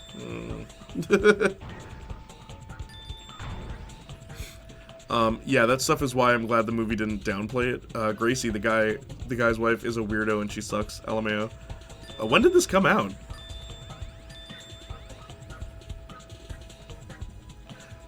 Philip Silvera, the stunt and fight coordinator from Daredevil Season 1 and 2, was brought back as part of the restart. Okay. Those fights weren't just cool because of how they were choreographed, they were cool because of how they were contextualized. Like, just seeing Daredevil fight on its own, you get Echo, you know what I mean? Where it's like, hey, they're fighting.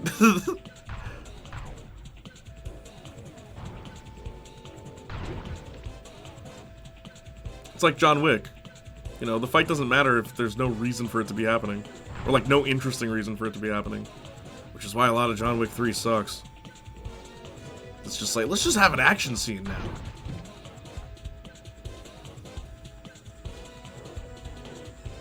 Like, it's funny, I had like that Echo CGI push-up. You mean the part where he flies? You mean the part where Daredevil falls on the ground and then just whoop? Like, guys, he's like flat on the ground and just, he like barely touches, it's like his hands. Just like, it's like he just put up his hands and then like repulsor black.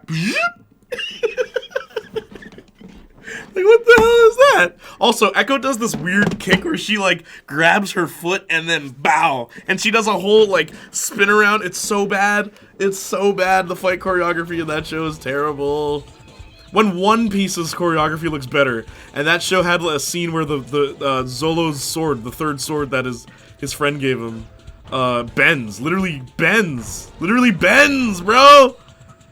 When the fight choreography in that looks better than friggin' Marvel. Like, that's not good. By the way, I was talking to Jordan Fringe, like, a long time ago about, John Wick 4, and it was funny, because he was saying, you know, he never thought there'd be, like, an action movie that he personally thinks is, as good, like a contender for best action movie next to Terminator, 2. And I said, that's funny, because in my opinion, the best action movie, okay, the best, and, like, okay, Terminator 2, yeah, but as far as, like, not, like, big explosion action, but, like, close range, close quarter actions, I still give it to The Raid. I think all the John Wick movies, none of them come close to The Raid 1. The Raid 1, every single moment that people are fighting is completely justified, and you can follow exactly what everyone's doing, because the camera's not frigging around, alright? And unlike every American movie, ever, right? Unlike every American-made action movie, they use the environment. Early in one scene, a guy pushes a guy through a wooden door, because they're like a ghetto apartment, and the door breaks open, right? They're fighting, da-da-da-da-da. They're fighting, and the guy loses his weapon. He doesn't know how to stop the guy, so what does he do? He grabs the guy's head and jumps backwards, landing with his neck on the hinge, like the broken part of the door. It goes straight through the guy's neck. And it's like, holy hell, like what a unique way to use the environment. Like something like that, just thinking on the spot. It's like, okay, well the door's broke, whatever. Using his body weight to make sure the guy's neck goes right through it. Like, it's so good! Like, bro. Like, what? Also, they run out of ammo! That's the other thing. Because they didn't think the operation would be as serious as it is, so as the movie goes forward, they run out of ammo.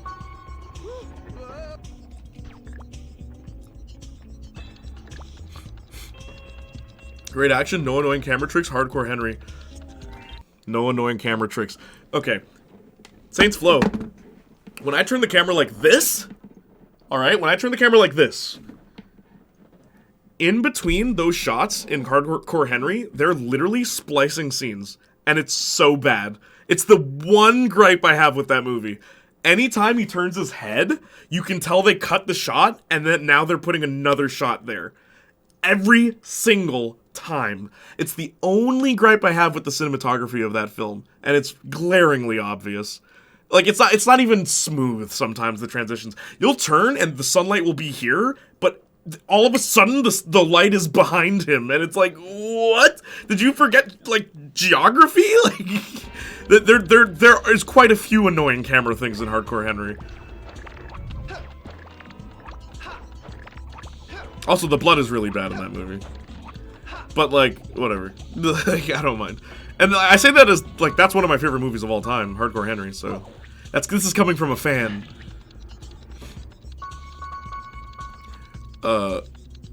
Spin around until you get a hangover. There's Twitter people saying it's possible. What's possible? The push-up? The CGI push-up? Last year, a few months ago, I think. LMAO. Echo. Emotional stakes people.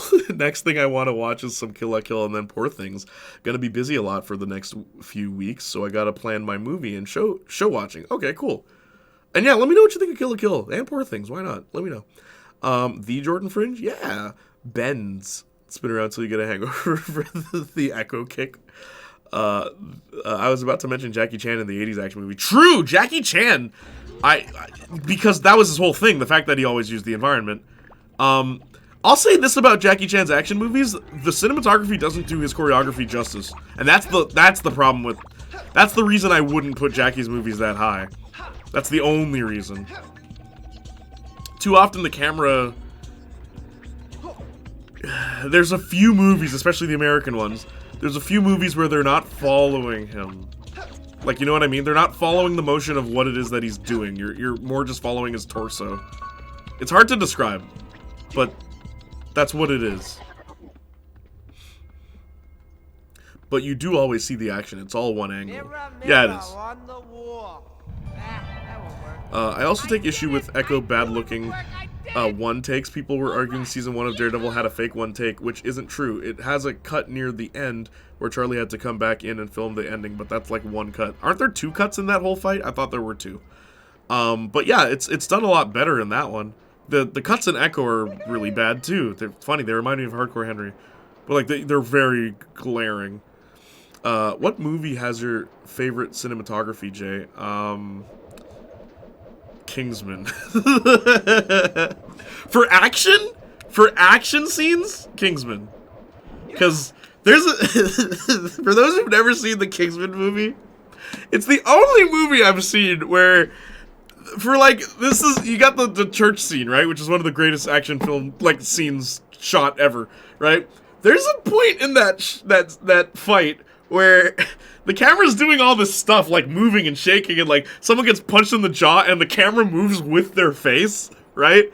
But then there's one moment where everything slows down and the camera, like, Henry pulls his fist back and he punches the guy, and the camera follows his fist and he punches him, and then the camera goes again. It's such a funny little thing of just bang, bang, bang, and then the rest of the movie is like, like it's great. I'd have to say Kingsman for action cinematography. For like just cinematography, I'd have to think about that one. For like overall, that really gives the movie an identity. By the way, Jay, I have enough for the pastel purple skinned alien girl from My Hero in Fortnite. Should I dare? Yeah, buy her, Mina. Come on, do it for me, brother. Mina, and then send me a video of her doing Fortnite dances. That'd be funny. But yeah, unlock Mina. Do it, brother. That's why I said 80s. When he had full control making movies in Hong Kong. Yeah, his older stuff, the camera's a lot smoother for Jackie's fights. You can tell. It's like, nah, retake it. Daredevil Season 2 is the only one, I think, with some pretty obvious cuts, but still pretty good. Season 3, it literally had a 10-minute long one take with only Texas switches between Charlie and his double. Where he, like, those switches are pretty obvious, too. he falls over a bed, and then a guy who looks very similar to him comes out. I remember thinking that. Nick. Abracadabra.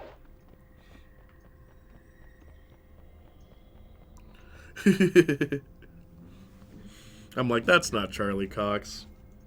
I'm surprised you didn't give me an immediate Scott Pilgrim. It's your favorite and has some great shots, but has me curious. The reason I wouldn't give it to Scott Pilgrim is because, as much as I do love them, honestly, dude, you know what's crazy? Okay, I know what I'd say for cinematography. My favorite movie for cinematography is Crank. Like, easily it's Crank. Easily. And not just for action, just watch that movie's editing. Just watch that movie's everything. The first Crank movie, the way they edited that film is so friggin' unique. Where I was gonna say, my problem with Scott Pilgrim is that it's too chaotic, right? But I think for a movie, like, it's too chaotic for itself. The chaotic nature of Scott Pilgrim's cinematography almost doesn't fit its tone, especially for the beginning. Sorry, not for the beginning, for the, like, later portions, where it's like British comedy style, but it's not a British comedy.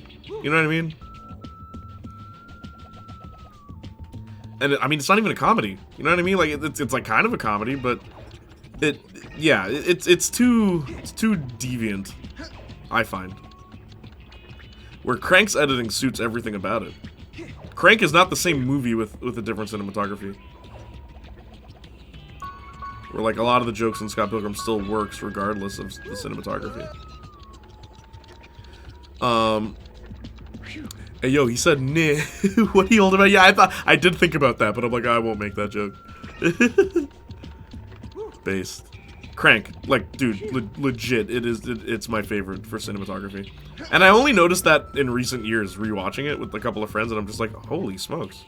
I mean, the directors were on rollerblades. I've said this to, like, Saints Flow, a guy who openly does not like movies. Watch Crank. It's the only movie I could recommend to you that I'm like, straight up, I genuinely believe you would like this movie a lot. Like, it's really good. It's really good, and it's very up your alley, Saints Flow. If you like Hardcore Henry, you'll love Crank. Oh, no. Also, it's just, like, just watch it. Just watch it. Just watch it. I haven't seen anyone do, like, cool analysis on Crank yet. Maybe I'll actually go through with mine, because what I love most about Crank is how there's a whole story in this universe. Like, there's a whole world in Crank that they don't really talk about, because that's not what the main focus of the plot is. But it's like, yeah, so the Triads are in the same neighborhood as the, what's it called? What's the other group in that movie? The Spanish guys. What's their group called? They're not Cartel, right? Are they? I don't remember. It's been a while. But Ricky Verona and... Oh my gosh! The camera. Ugh. I thought of the gag where they do the obvious stuntman in a fight scene. I just get you, sucker. I'm gonna get you, sucker. Crank feels like a panic attack almost in a good way. Yeah, seriously. Does the cinematography have to draw attention to itself to be good? No. But it should give an identity to the film, in my opinion. The cinematography, it should. It doesn't have to be, like, spastic, even though oh, maybe I shouldn't say spastic. It doesn't have to be, like, crazy. Spastic is not a bad word in America, in North America, okay? It's not. I know it's a bad word in the UK. I didn't mean that. It doesn't have to be chaotic.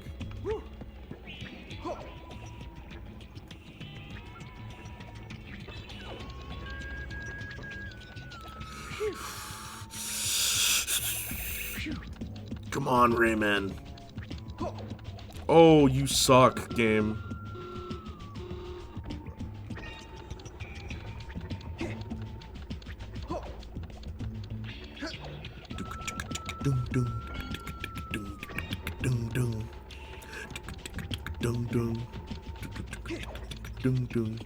No! Oh, I hate this.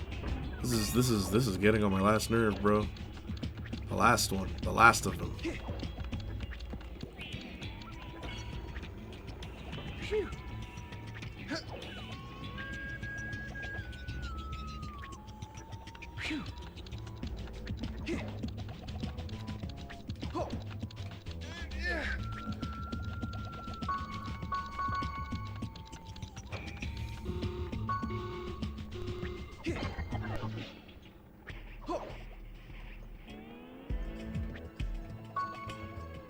I love this. Look at this. Look at this. This is so creative.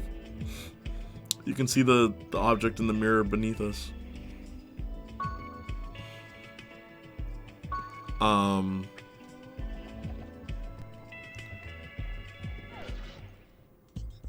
Daredevil Born Again will no longer be 18 episodes, but instead more in line with the Netflix show's original episode count per season. Sure, it's not because they are fumbling around their papers why that happened.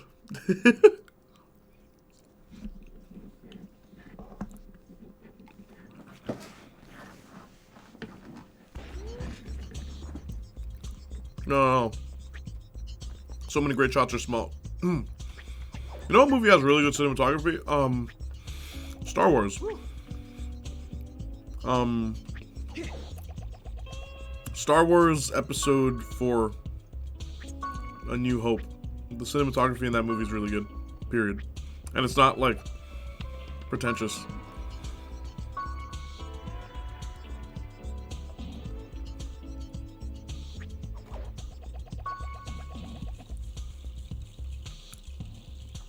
Oh shoot, I thought I missed. I watched a movie called Beautiful Boy a few weeks ago, and the cinematography is very muted. Like, only one real flashy shot. That's how it should be.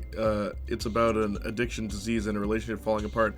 I wouldn't want something whimsical in filmmaking, LMAO. Have you ever watched Trainspotting? Trainspotting's about addiction. About a lot of... It's a good movie. You should totally check it out. But, like... I don't know. Because the cinematography of Trainspotting is very unique. It's very unique. I wouldn't necessarily say it's flashy, but it has flashy moments, but it's not... It doesn't try to make... Just watch it. You should watch Trainspotting. But then on the flip side, you have, like, Fear and Loathing in Las Vegas, another movie about drugs that, like... Oh, shoot. That is, like, insane.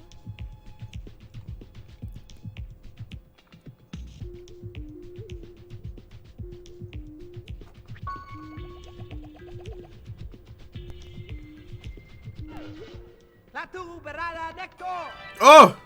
He said the thing from Evil Dead. There. Whew, it wasn't easy. Spas don't tick. Spas go click boom. Bad part in Australia as well. My bad. Bad word in Australia. Yeah, my bad.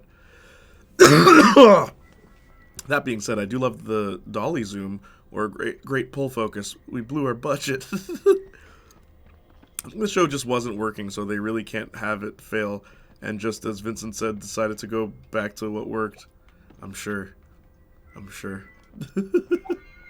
I will forever be a doubter of this project, Justin.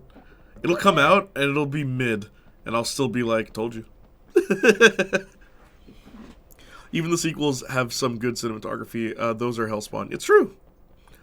Depends on the story, in my opinion. Because then there's... Yeah, Requiem for a Dream. Yeah, there's another good example. Word. What's the word? What's the word mean? It's like saying the R word, basically. Not the 4-letter R word, the 7-letter R word. 7, right? Or 6-letter R word. My bad. Gaseous glue. This shortcut ain't so short. Looks like another job for Amid me. something you would prefer them to just continue making a show they think is bad and not working. Mid is terrible. I'd rather they make a good show, Justin. You know, like the original Daredevil. I don't think this is going to be good. I don't think it'll be anything like the original at all. I genuinely do not believe it will be. And I think the only people that will think that will say it's as good are the people who are gaslighting themselves because they haven't seen a good show in a long time. Nyeh.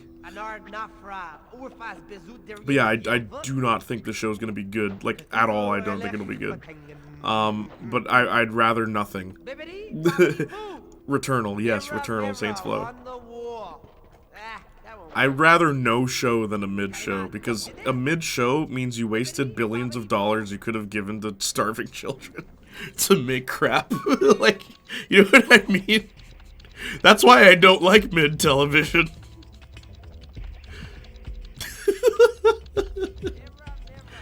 You'd rather make this schlock than make, like, I don't know, they contribute to society. It's just, that's what always goes through my head whenever a bad show comes out, or just like an average show. It's like, why are you wasting our time? Why are you wasting money, bro?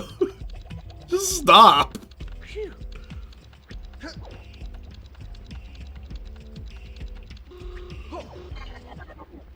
No.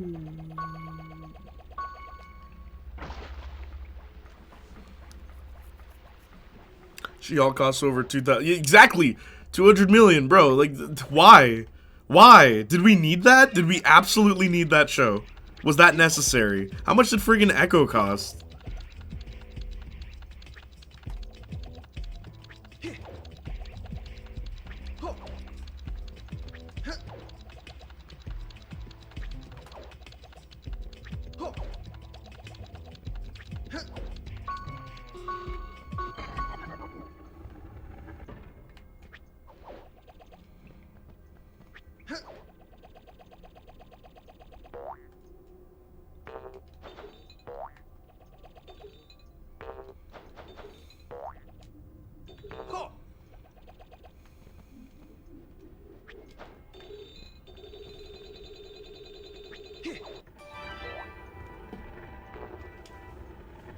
Glad that did something. 200 million for Sims 2 CGI. Yeah, legit. It's kind of like Spider-Man 2. Good enough game, but not for 300 million. That's enough for 6 AAA games. 300 million? It cost 300 million to make Spider-Man 2? Are you serious?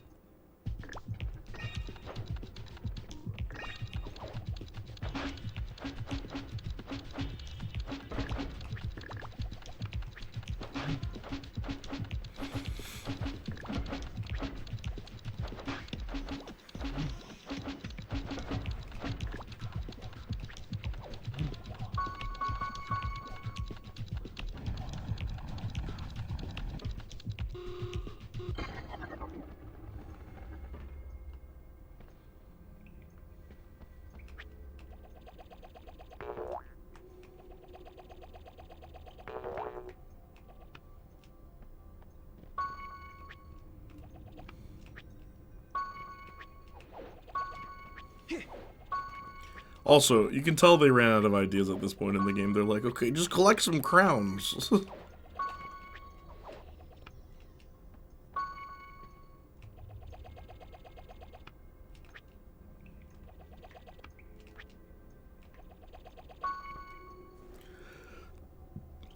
Yep, was in the leaks. Wow. $250 million on 2 flop TV shows is wild. Legit. So did Secret Invasion. Oh my gosh.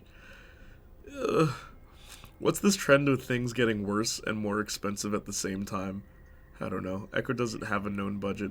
Give it time. Yeah. Yep, was in the leaks. 315 for Spooderman 2, as well as a 12-minute video essay about the devs admitting their racism. Nah, man. Here's what I don't understand. The 3-hour video essays explaining a game that has the explanation in the game. I don't get it. What's going on, bro? Yo, who listened to my new podcast? Did you hear me talk about movies? Where I was like, yo, what the hell's going on with movies where it's like, people think that if there's an explanation, like, oh, 3-hour explains video, then that movie must be smart. It's like, no, that doesn't make the movie smart. If anything, it makes it the opposite of smart. They couldn't convey their movie in a better way, that you have to watch an explains video. And they explained Iron Man, yeah, legit. Then they gotta, like, squeeze every hour they can out of that video. Every minute, I guess. Just give me, like, 10 million, I won't tell anyone. Just give it to me. Look, man, you're not doing anything important with it.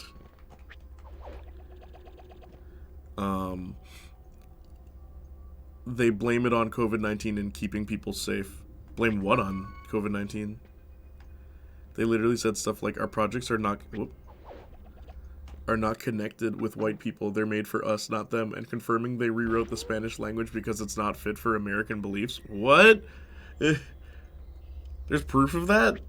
My favorite F-up they did was the friggin' Puerto Rican flag. That was hilarious. It would take you 2 seconds to look that up. They mixed up the Puerto Rican flag with the Cuban one, right? It would take you 2 seconds to Google that. But no, we gotta get it out for that Christmas release, baby.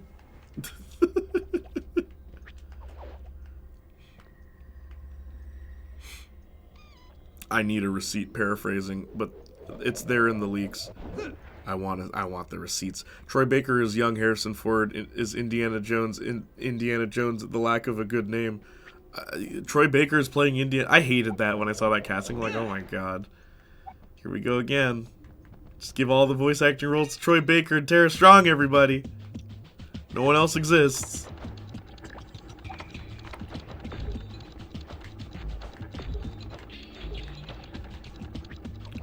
I'm not doing this well.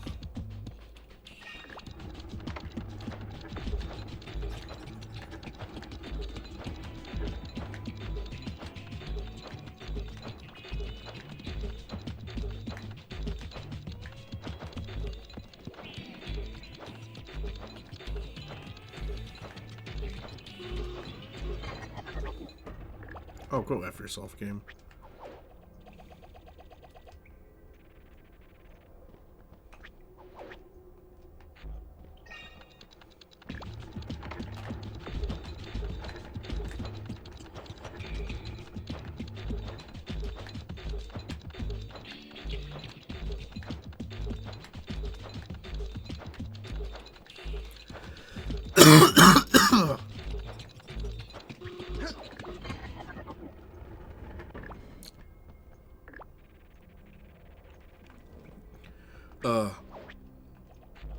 And barely any people talk about it.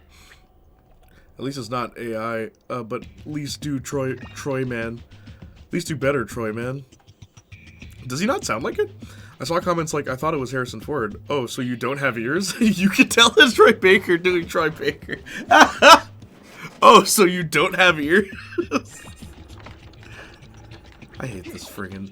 I hate this mechanic. Like, the sidestep mechanic, it's so weird. Like...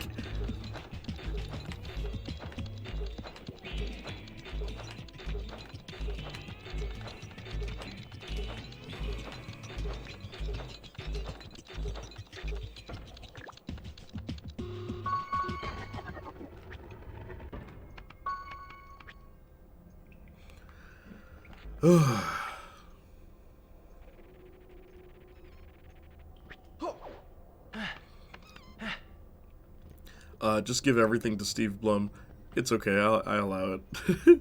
Exactly, there's barely any infliction of an impression. So it's just Troy Baker? That's pretty bad.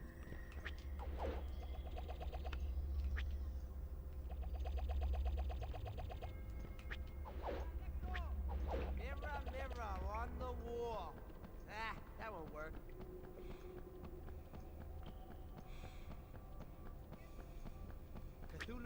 I think it's actually more distracting. It's very clearly Harrison Ford's face, but not his voice.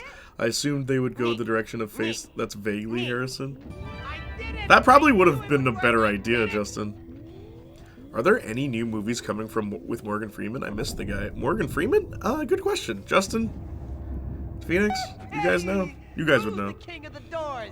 Hey, Rayman, good thing I was here to open the doors for you, huh? Oh, no need to thank me. How much did they pay the likeness? Yeah.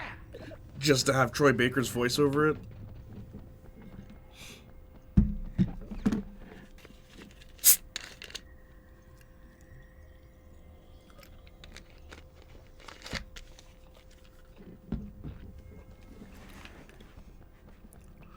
Six films according to IMDb. Cool. What are they? I just assumed he quietly retired like Nicholson. 6 films, apparently. So, no, wow.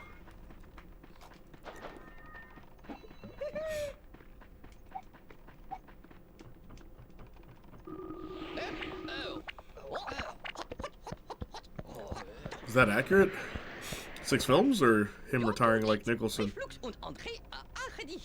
Also, Saints Flow, dude, Pirate Crank 1. Trust me, you'll like it. It's the best Jason Statham movie. You'll like it, dude.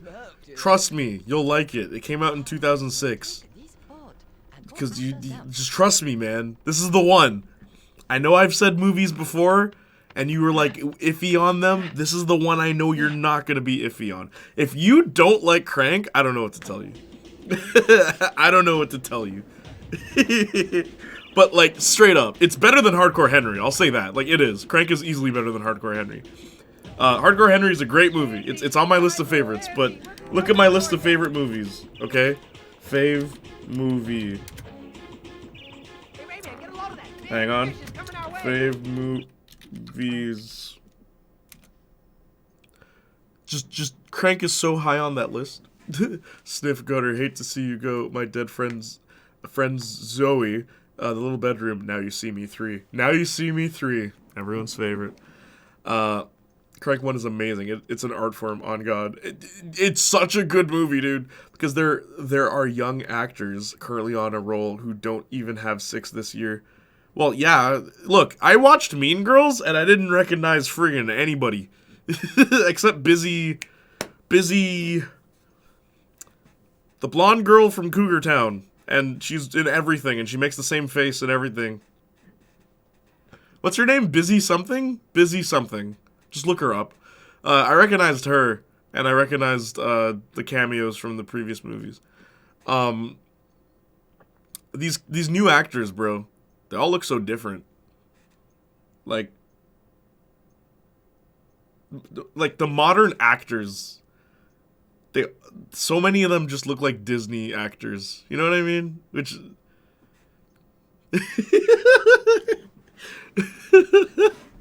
they all look too teeny bopper in like movies these days. Like all the young actors, and that's why I was like, I don't know who the hell this is.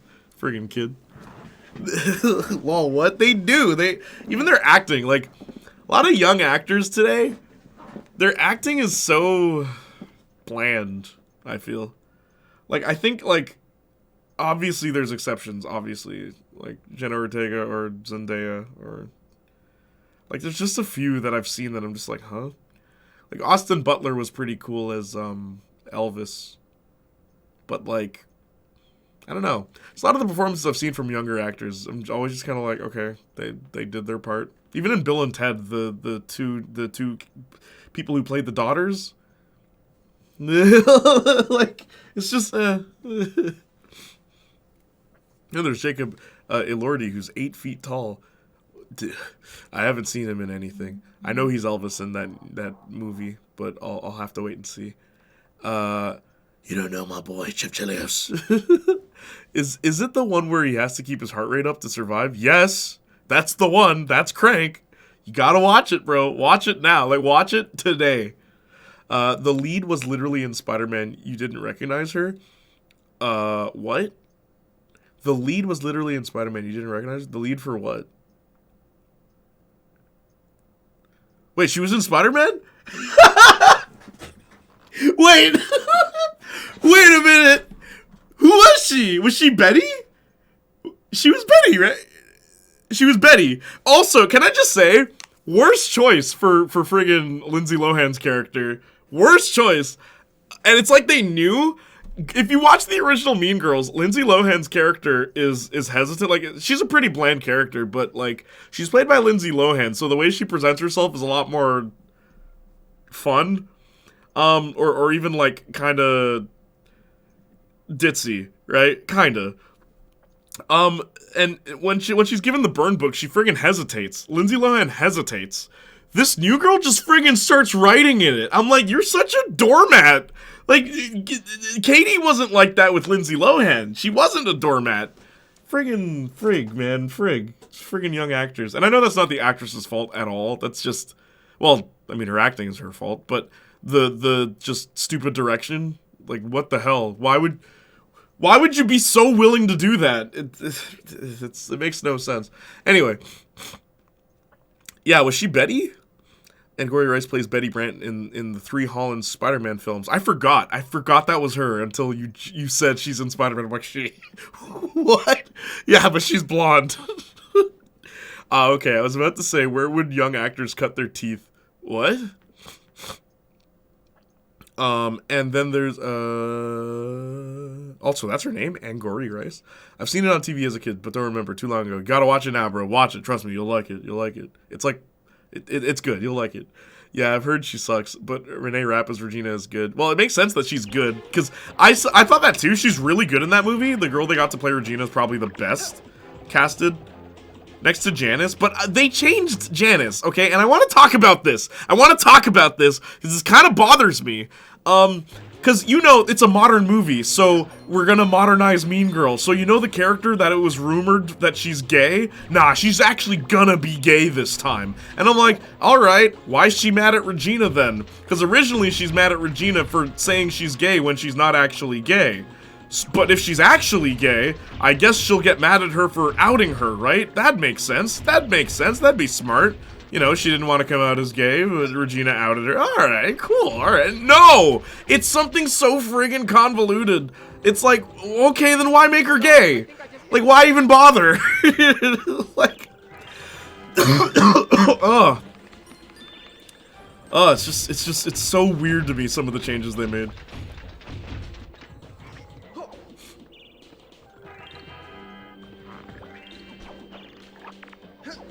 Also, I just don't like that she's gay.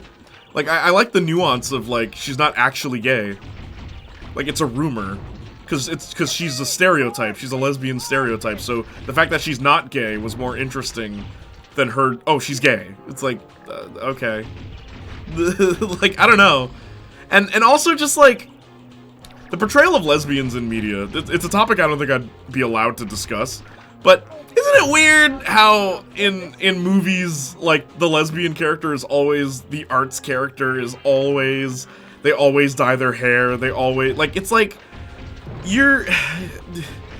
Mean Girls, you were a movie that was, like, about stereotypes and about cliques and, like, defying them and how they're defined, and now you're literally doing the thing, you know? Like, I don't know, it's kind of weird. It's weird that that's become the whole thing. Like, that's become what's to be expected from high school movies today, and you'd think Mean Girls would be the one that'd be able to, you know, mess around with the status quo, but instead they decided to go along with it, as far as, again, the portrayal of an LGBTQ character goes. Because, like, Damien was already gay in the original, so why not just expand on that? Nah. Janice is also gay, and Damien goes through... Damien is he's pretty much the same character, but there was a bit more... They're both funny. Like, I think Damien's funny in both of them, but it's like, it's different. The vibe's a little different, and neither of them is better than the other. It's just a different vibe. Like, I feel like Damien from the original Mean Girls is a lot more laid back. Rayman, we're almost there. We're gonna save Andre. We're the kings of the world. Like, when he sings a song, he looks at the teacher and says, "Don't look at me." And then he starts the song. Like, it's like, just that. Just, like, something small like that. It's so funny. But, like, this Damien's a bit more loud. You know, because they casted him as a black guy, so... Unfortunately, there goes the stereotypes that Mean Girls seems to be abiding by yet again. In its reboot, its modernization of her... friggin'... It bothers me because the original Mean Girls is such a good movie. Like, it's a very unique movie, and it's one of those movies that I would go so far as to say is perfect. I wouldn't change anything about it. But yeah, Renee Rapp played Regina George, like, on stage. She's a stage actress, so it makes sense that she'd be good in the movie. And she does really good. She's probably the best. Which is a silver lining. Reminder to Jay, Challengers, that tennis movie with Zendaya is coming out this year.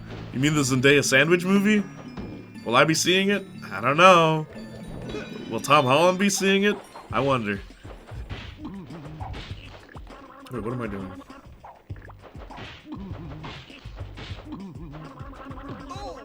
I'm getting too close.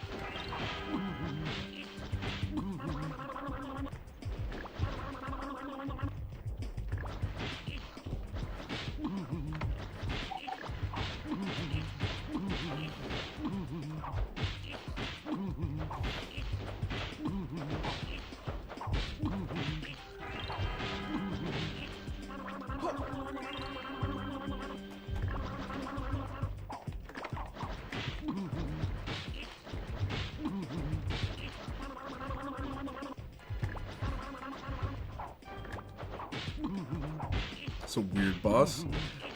Sandwich? Zendaya sandwich. Yes, she gets sandwiched between two dudes. Mean Girls taking notes from Scott Pilgrim. Ooh. Ooh, that one hurts, Justin. That one hurts. Oh, that one hurts. I felt that one. You're so right, though. Where else on Disney projects, where else would young actors practice their craft? What? Friggin' anything else, dude. Nickelodeon projects. Nickelodeon actors were always better. Don't at me. Don't at me. I assume that what you mean about modern actors. There's other avenues. Yeah, Disney actors weren't good. Like, none of them were good. Even back in art, like, even when I was a kid, they were bad. They're like, Disney actors, there's a reason a lot of them did not become actual legit stars. They weren't good actors. Now, obviously, there are exceptions, but I'm just saying, straight up, there is a reason people say, like DCOM acting or even Nickelodeon acting, even though I think Nickelodeon's acting became Disney acting over time. Around, like, shortly after iCarly, I'd say, is where the plague happened. Where, like, every actor acts the same.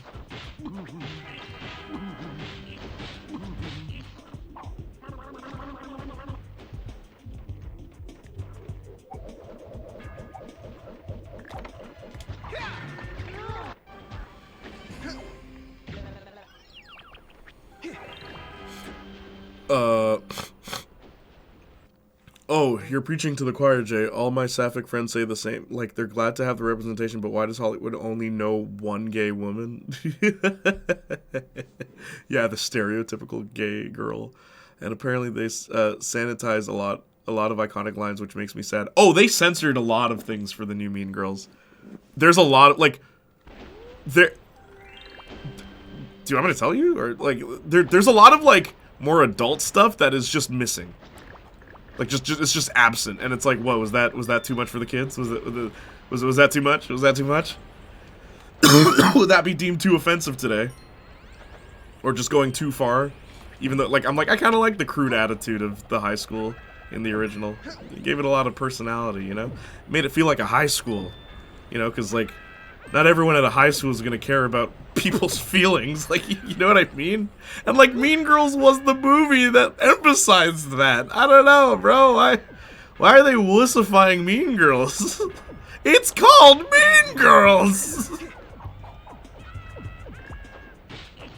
I'm trying not to die here. I hate this enemy.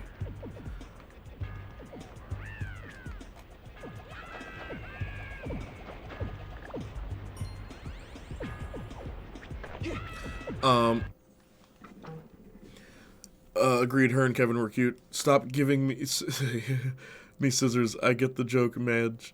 Oh, you're literally one of my favorite films of all time. So if the musical is but to me, I'll be personally offended. I don't know. I don't know what you'll think of it.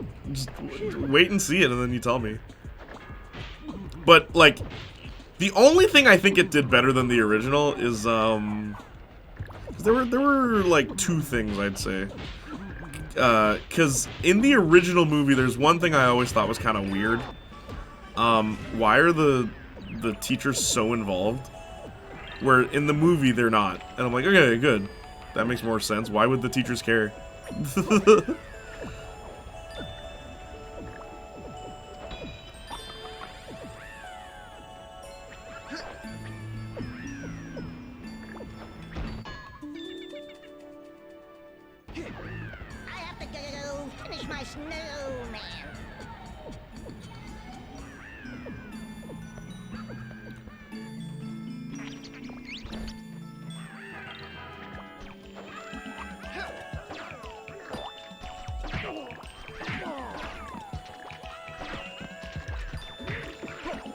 I try to lock onto the guy standing directly next to me in the game. You know what the game does? It just doesn't.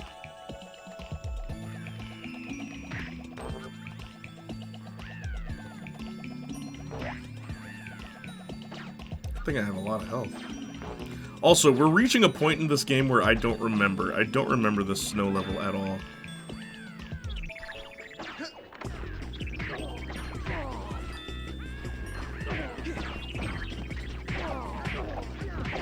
Get out of my way.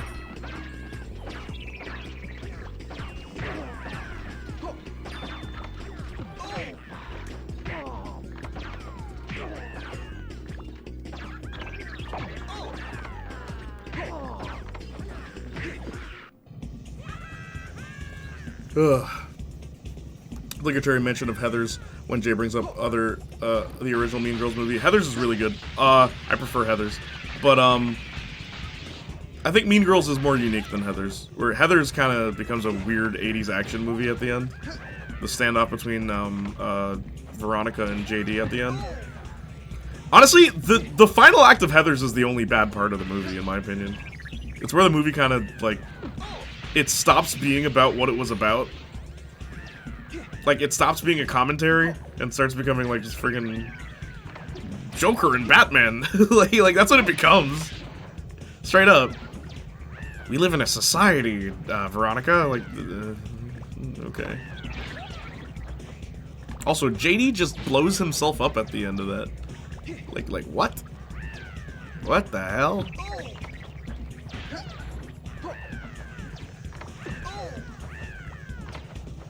Like, also, there's just C4 in the school now. There's just explosives all over the school at the end, and they don't talk about that. Yeah, Heathers is weird. I do prefer it over Mean Girls as far as, like, I think Heathers is more vicious with its commentary on high school life.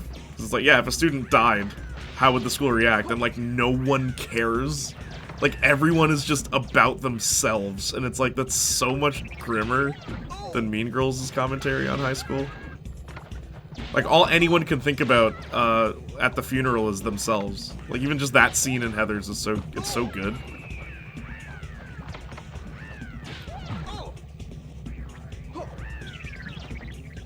Years later, Dear Evan Hansen would try to make the same commentary.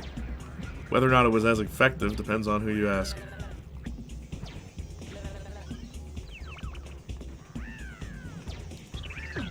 Spoilers, Jay. 40-year-old film, literally. I don't think the kids, anyone in my chat who hasn't already seen Heathers, will be watching Heathers anytime soon.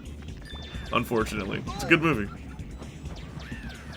Tom Holland to become Paul Bettany 2.0. Nah. See, Paul Bettany directed a movie where his wife makes out with another man. He directed the film, Justin. It's a little different. I want to disagree, but I'm blanking. Disagree on Disney actors? It's true, bro. The most near-offensive casting choice I've seen for Tom Holland was Nathan Drake. Yo, legit, that was terrible. Austin Butler, one of your examples was his Disney actor. I know, I used him as an example of, like, because I was saying there are exceptions. I said Zendaya, and then I'm like, yeah, Austin Butler was good in Elvis. I used him as an example. There are exceptions. Yeah, that disappointed me the most. Tom Holland is Nathan Drake. If Regina doesn't call someone a whore, I'm walking out. The word slut is never said in the musical. And it's funny because there's one instance of Mean Girls where slut is important. Like, that is it's an important word. The word they replace it with is cow. And it does not have the same effect. Because who the hell calls someone a cow today? Like, what? I'll tell you that, Austin. They don't use the word slut. Bro, I know. I guess because they think it'd be slut-shaming, but, like, they're bullies. Since when does a bully care about whether or not they're slut-shaming you?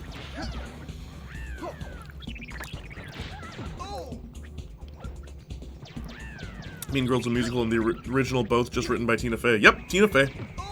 Mind you, it's based on a book, right? The Queen Bees. It's based on a book.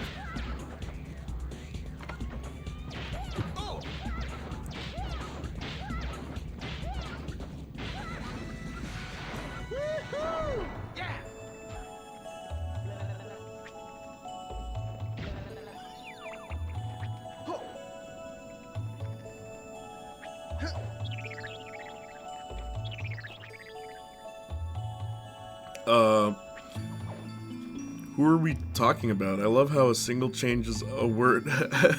How a single apostrophe changes a word's entire meaning. Who are we talking about? Spoilers, Jay, 40-year-old film. Personally prefer Mean Girls, but I won't pit two strong independent women against each other. Well, the reason I prefer Heathers is because Katie is a friggin' dull protagonist, where Veronica is an interesting protagonist in Heathers. Because that's the prop. That's like again, I wouldn't change anything about Mean Girls, but I can complain about something. Katie, the lead. But I understand why she is the way she is, because you can't give her too much of a personality, or else, you know, how do you have your film? Like, Veronica would not let the plot of Mean Girls happen. Veronica, the protagonist of Heathers, that would not work. Also, Veronica, like, forges people's signatures and stuff. Like, Veronica's a bad person, too. Like, or like, Katie's supposed to be squeaky clean. It's like, it's Lindsay Lohan.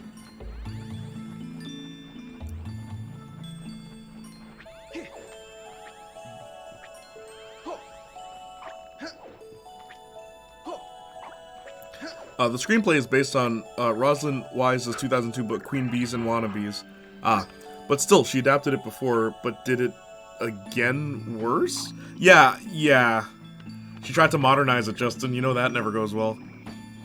Exactly what happened. Who uses cow? 30, 40-year-old women who use cow when they were in high school. Exactly. Who says cow? Like, people still say slut. Like, why would you censor that? It's so weird.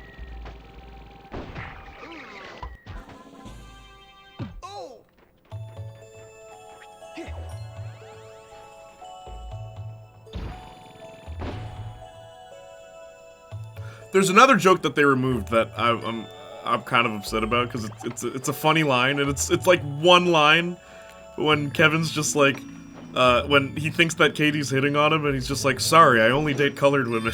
It's just like, what?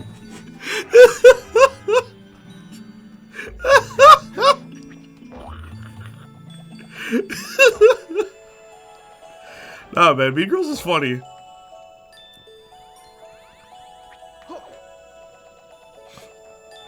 I like Gretchen in both versions. It's weird that in this new version, she's, like, outwardly Latina, where in the original, I just assumed she was.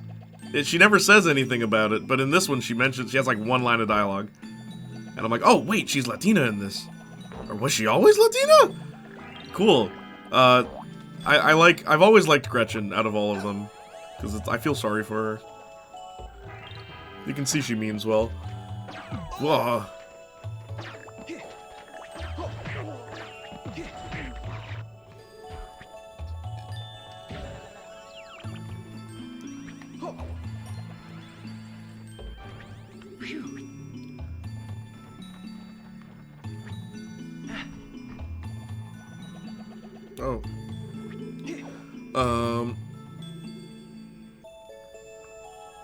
I don't think Katie was boring, but I wish she would have went deeper into the plastic persona.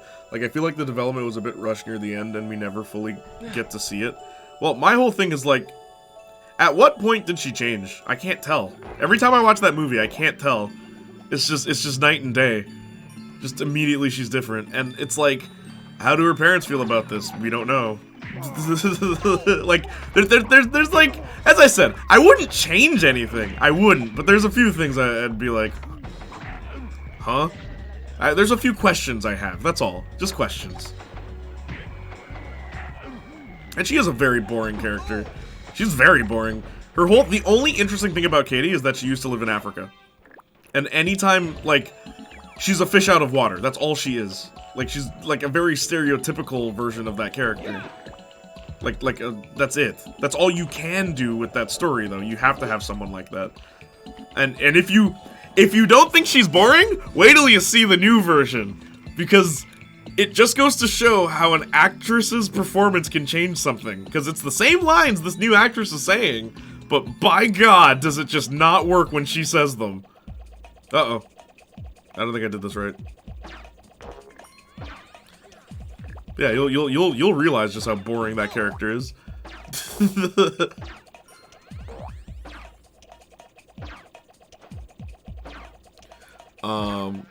Would have been more impactful when she gets her head back on straight. Yeah, it would have been. It happens too fast, I agree. She's Jewish in the original, I'm pretty sure. It's written into the screenplay at least. She's Jewish, really? Really? Gretchen's Jewish? I did not catch that. Also, they changed Janice's last name. Just something I noticed.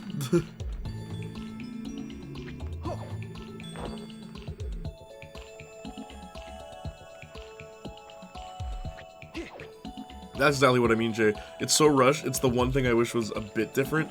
Like, I'm not asking for a full-on rags to riches Goodfellas transformation, but it's random girl to plastic like that. Yeah, just the next day, she's a different person.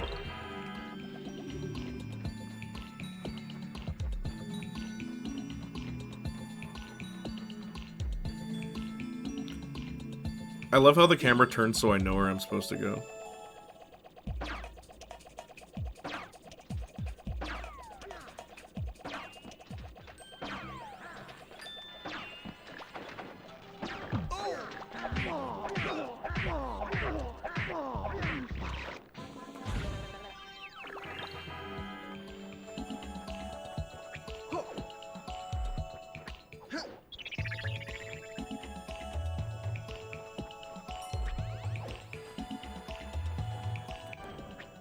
I don't get this level. It's like comparing Lion King remake line delivery. Yes, yes, absolutely. James Earl Jones in the remake versus James Earl Jones in the original. Like night and day, dude.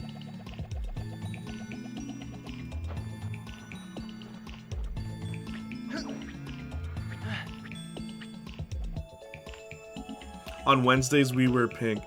Also, what was the other girl's name? Karen?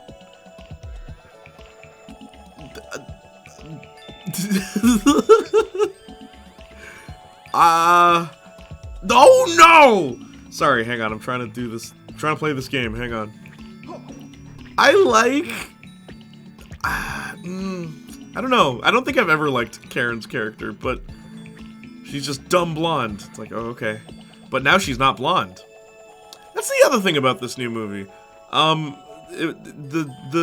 almost said the Heathers. The plastics. You know, it was two blonde girls and a brunette, and then Katie was redheaded. So it was like blonde, brunette, and redhead, and another blonde. And I always thought that was kind of weird. In this one, it's Regina's the only blonde, and I actually kind of prefer that. I prefer that she stands out like that physically, like just a visual distinction of who she is. Either that or make them all blonde, but I don't think that would work as well.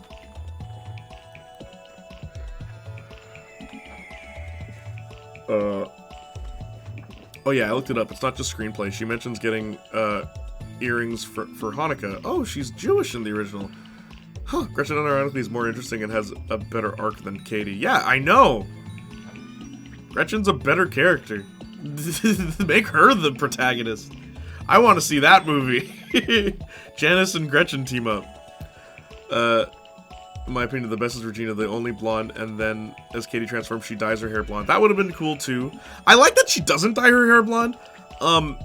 Because she is redheaded, it kind of works. Because then it's like, oh no, it's still a striking look. If she was brunette, I don't think that would work as well, personally.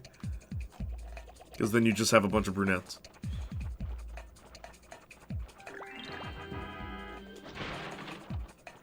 It's like Victorious over here. Everyone's brunette. That's why Kat's hair is red. There's no blonde in Victorious. Do you ever notice that? No one is blonde.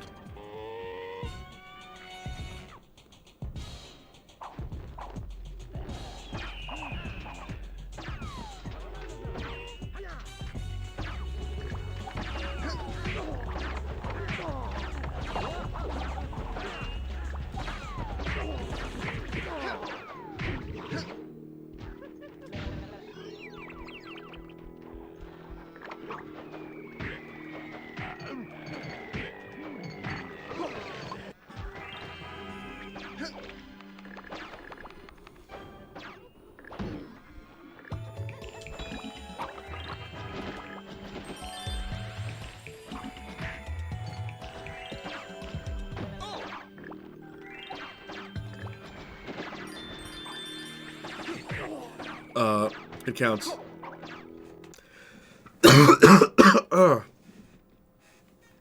What counts? Hang on.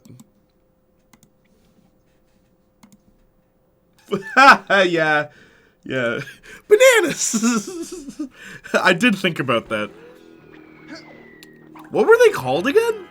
The Three Blonde Blondes? What was the name of that play that Beck wrote where they all wore wigs?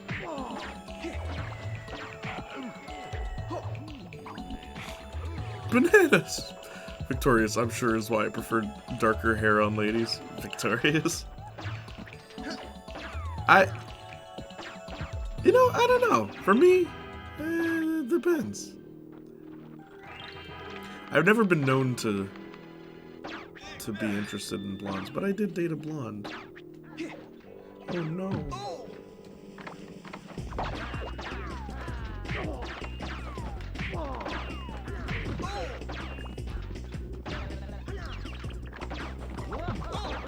Whoa, ha, ha, ha.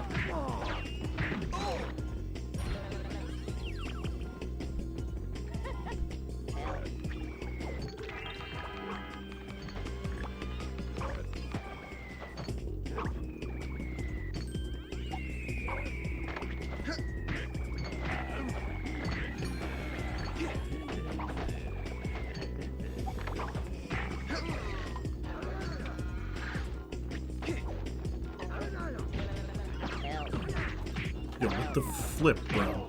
Enough.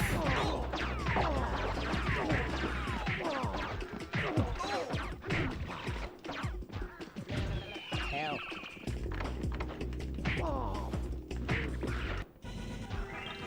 Help.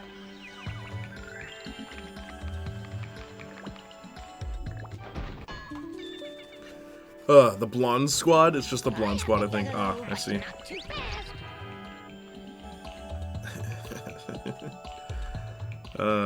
Victorious. Notorious. Ganglorious. I'm the one who made a living on Victorious. Where am I supposed to go? What is this level?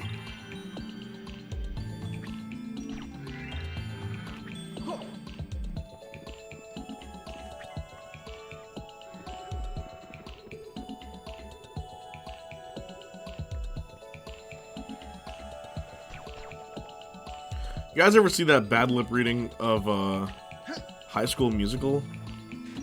The one where they they even changed the music? It's crazy.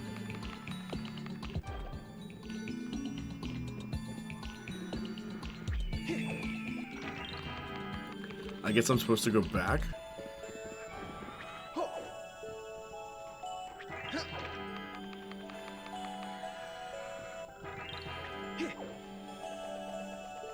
Does I Party with Victorious also count?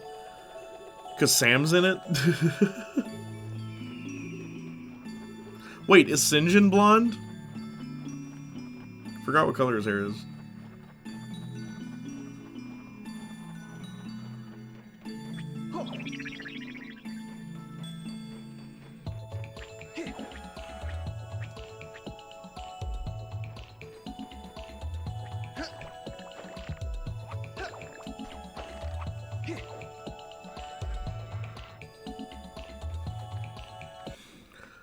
Oh my gosh. Not most you can say a very dirty blonde, but that's brown.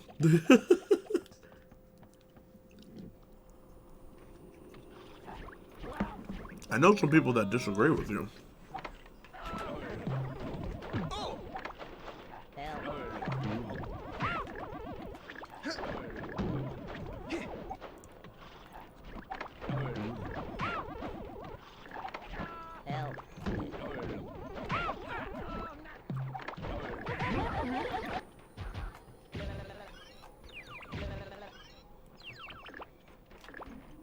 Help.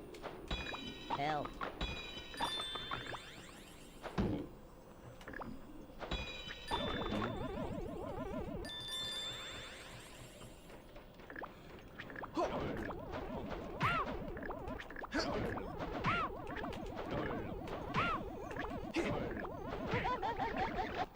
Help.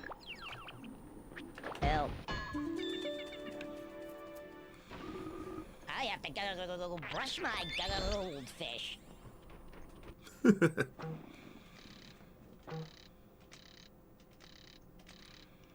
Have I gotten every one of them? Oh, I missed one.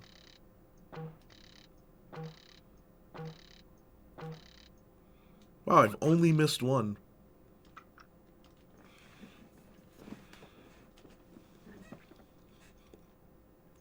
No, that's brown for sure. Yeah, I really don't think there's any character at all with blonde hair. Yeah, just Victorious just hates blonde. No blonde hair allowed. Rayman, get down there before I do it. She tried to catch me. I've heard a lot of people ask me, what would you do to reboot Victorious? And I did have an idea at one point, but I'm thinking of just saving it for something else.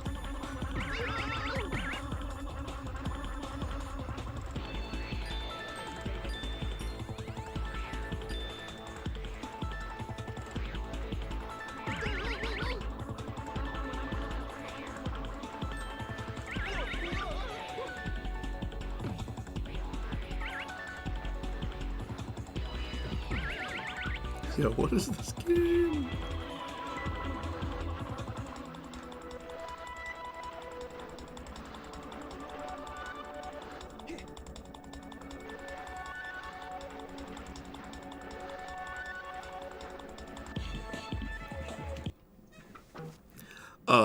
Have it open to reveal all the iCarly cast died mistake. we open the series opens with, and it's just an explosion on Spencer's house, and then we cut back and like no one mentions it. It never gets brought up. But no, seriously, I did have an idea. It was gonna start, and it's a black room. Like it's pitch black and it's Tori, like modern Tori, and she's singing. And she's singing the Make It Shine in a dark room. And then she's singing it and it's great. She's singing her heart and soul out. And then you hear an audience clapping and stuff, and then the lights turn on and stuff, and then she looks out into the audience and it's at a local bar. Because no, Tori did not become the famous star that she thought she would. And she's just performing at local dives, and like, you know, stuff happens and she gets reconnected with the other cast. Yeah, I remember vividly. That's how I would want to open it.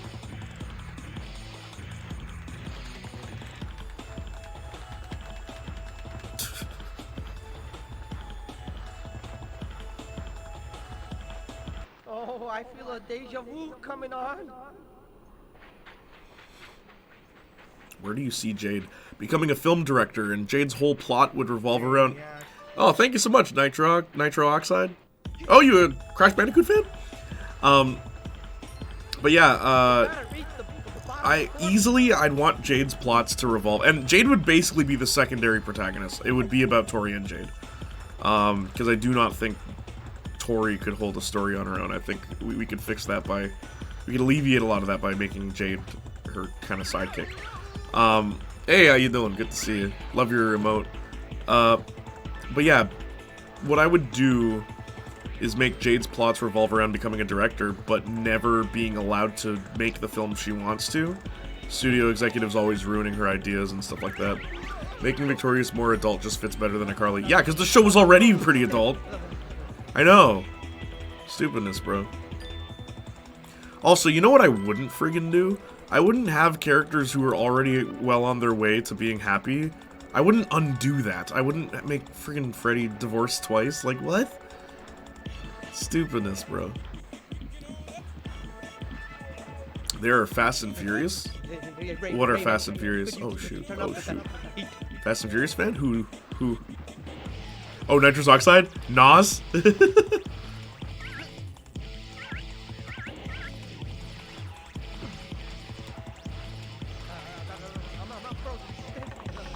Oh, you suck. No.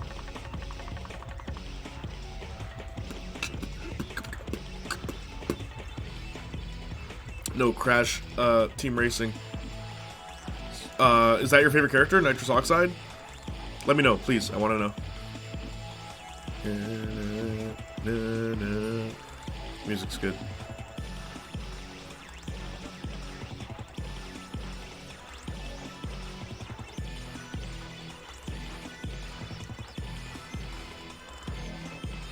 Makes sense, but they changed Karen's last name in the film too because she's Indian. Yeah. Stuff like that I don't mind. Changing the last name to suit who the actress is. A shadowy figure responsible walks past the screen, but it's never revealed who did it. Yeah, agreed. I really would watch like a Netflix version of Victorious, or at least take a remake. I'm sad it went to iCarly. You know what?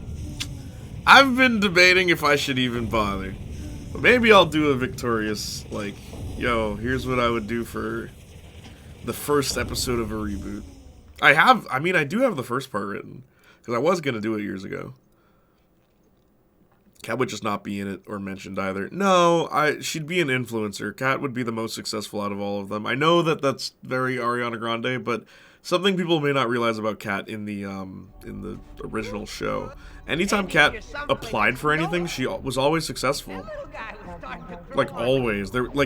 Kat failing was not a common thing on that show. Even though it didn't really get mentioned much, like it was never at the forefront of things, it was very apparent that Kat was genuinely talented. She was good at juggling too, and like, yeah, she was good at everything. 98.6 degrees and rising. But the first season would just be about regrouping with the other cast. It'd be Jade and Tori going on kind of a road trip, trying to find the rest of the Victorious members and see what they're up to. That was basically the idea I had for it. Ray Hawk's Pro Slider. Pro Sliding. Oh, oh! Hey, come, miss, run away! That's just cool, Rayman, get a move on! I hate these controls! Down is up and up is down! Help!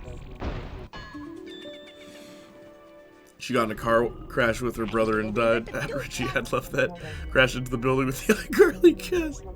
I just don't think Ariana's coming back. I know, but we could give her a scene she could phone in, okay? She's on the internet, we're watching a video of her, it's a pre-recorded, it's just like, yo, it's me, haha, I'm Kat, haha. Like, that's it. That's it. Just that. Like, she's not even pretending. like she doesn't do the laugh right or anything. But don't worry, we don't have to have the meet Cat again. You don't have to. It's not really about the other characters. I feel like it'd be more fun if it's just Jade and Tori mainly. Yeah, you're gonna rile Jory shippers up with that one. Well, of course, that's the point, bro. It's the only unresolved thing in Victorious that needs some resolution. At the end, you have Nitro Oxide. How old are you? Am I allowed to make that joke in front of you?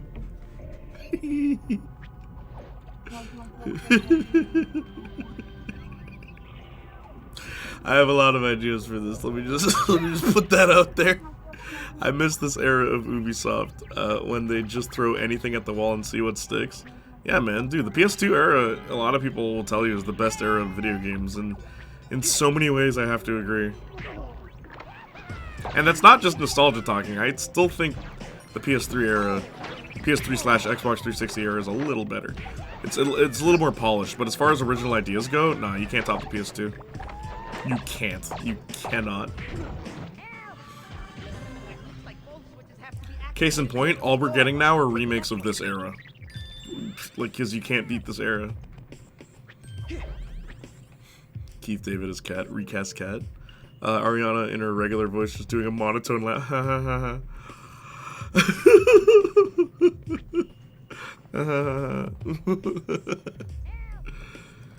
Keith David. It's like, remember you played a cat in Coraline? I want you to play Cat in this. Nah, Don Cheadle as Cat, obviously.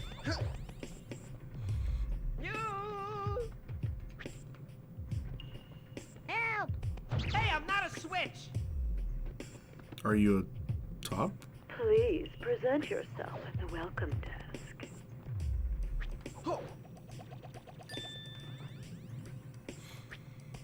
Help!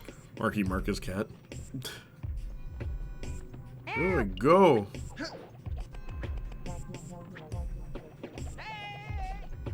Help! What did I tell ya?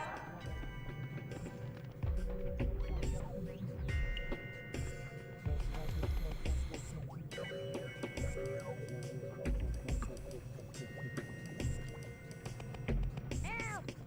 Help!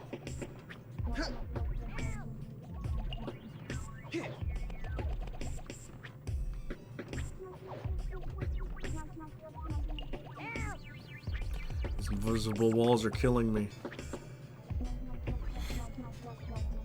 You could be on par with it. RoboCop and Baldur's Gate 3 prove that, but nobody is willing to work out of passion. Yeah, no, I mean... Even then, though, Baldur's Gate 3 is a sequel. RoboCop is very derivative of other video games, and also it's a licensed game. Like, it's not an original idea. Rayman is an original idea. Like, you know what I mean? When GTA 3 came out, there was nothing like it. When Devil May Cry came out, there was nothing like it. Like, there's plenty of games like RoboCop. Even though RoboCop's like a good game, don't get me wrong, it's still not doing it. It's not reinventing the wheel. Where a lot of the games from this era, they were the first of their kind. There's nothing you can do that's new anymore. That's not true, honestly. That's not true. I still think like a modern game, like modern-ish game that is very unique, but like not many people played it, is Gravity Rush.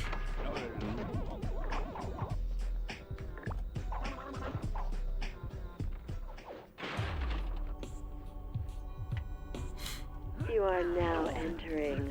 If you did have to recast Victorious, who do you even get? It is here I wouldn't. Just don't bring the character back. for weapons with I don't like rudimentary recasts. instrumentation. Like, I've never been a fan of that. I've always been in favor of replacing characters. Just make a different character. I've always hated recasts.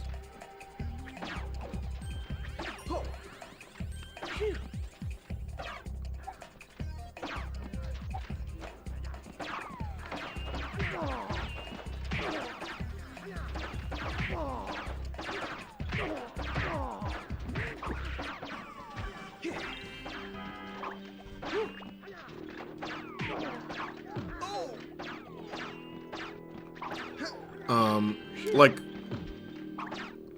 oh, it shouldn't happen. I just meant as a thought exercise, like in an alternate universe. Nobody. I can't. No, I refuse. Shamik Moore is. Oh my god. The modernized version of Victorious. Okay, well, first we need a black actor. We need a gay actor. We need trans character, please. Robbie would be trans. Like that'd be canon. That would officially be canon. That's not even a question. That is not even a question. Zendaya as Jade. The problem is I don't know enough young actors.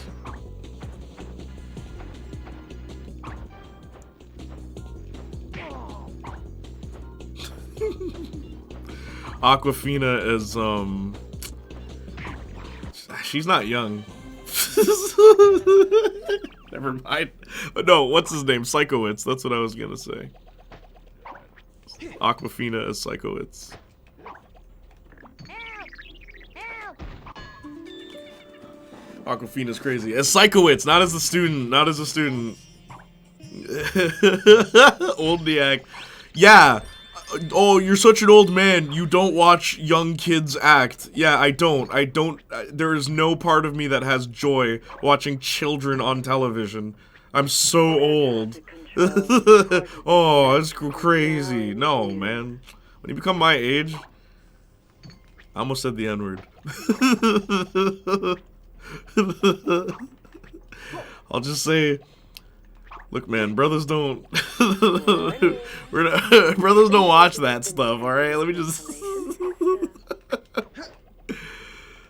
Why the frig would I want to watch a child on screen? There's nothing there. There's nothing interesting there for me. I'm like... And I'm not apologizing With for the saying that. incredible glue, please report to the welcome desk. Bro, With the incredible OMG. glue, please report to the welcome desk. This has been, yo, my Rayman playthrough, like, Rayman 3 has been such an interesting playthrough. Like, just conversations we've had playing this game.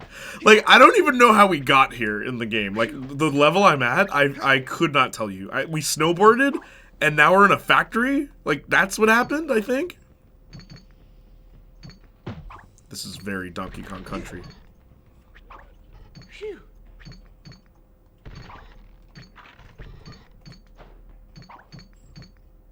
Oh! Do I have to pick something? Oh my gosh. Oh! Oh!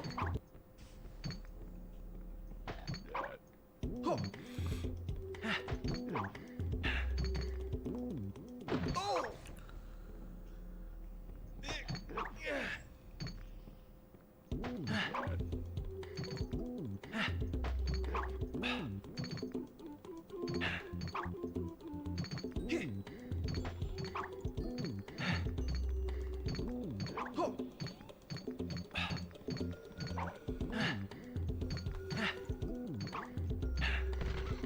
Phew.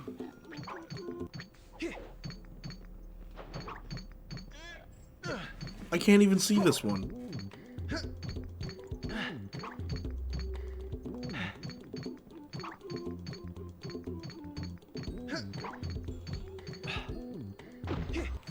No!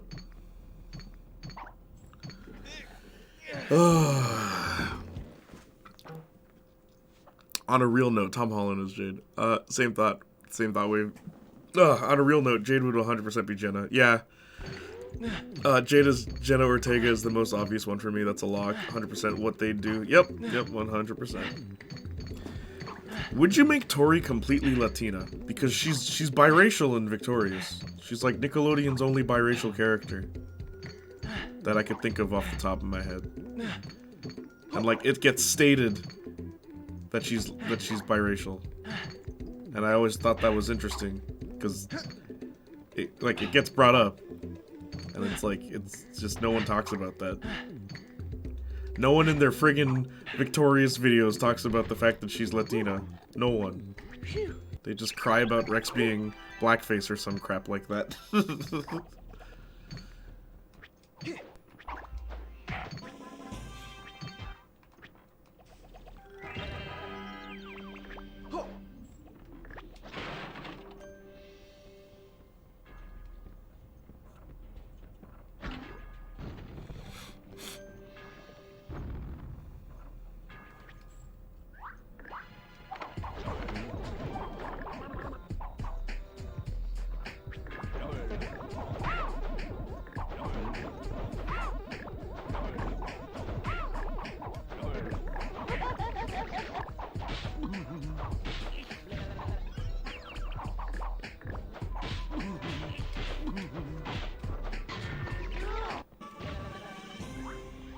The visit is about to begin. Cool. We get to meet the I was thinking lady. probably Isabella Mercedes. Really just shuffling through my head, random actress. I don't co-sign this ever happening, so it's difficult. Benjamin Flores Jr. for Andre is something I could see. I have no idea who these people are. I know who Jenna Ortega is. That's where you lose me after that.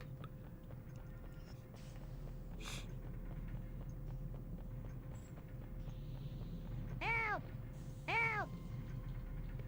Help! Isabel Mercedes, star of Madam Web J. Oh, okay. See, just say that. Thank you. Is Dora in the live-action movie too? What? Help! What? That can't be the same person. Star of Madam Web. Wait, hang on. She doesn't play Madam Web, does she? Help! No. Okay. I was about to say, I'm like, that's not the same actress. There's no freaking way. I'm like, what kind of plastic surgery demonology is this? What kind of voodoo priest?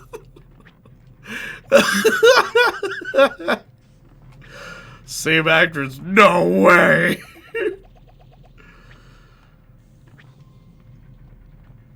Where do I go? Oh. This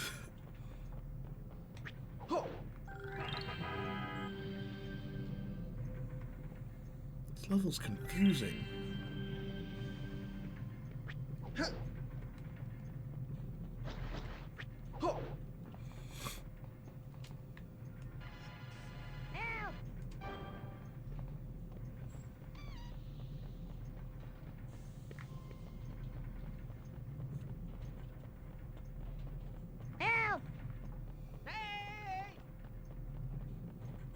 I'm a lover, not a fighter.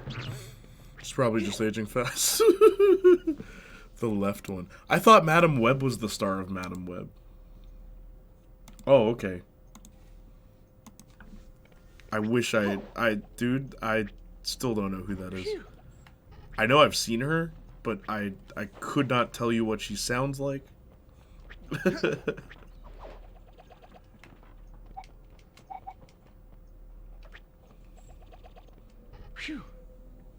Yeah, I can see her as Tori. Who would be Trina? And then you get Daniela Monet to play the mom. Coming, miss, coming.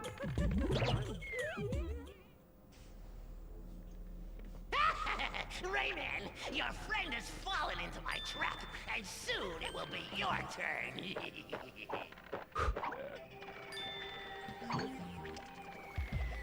Oh!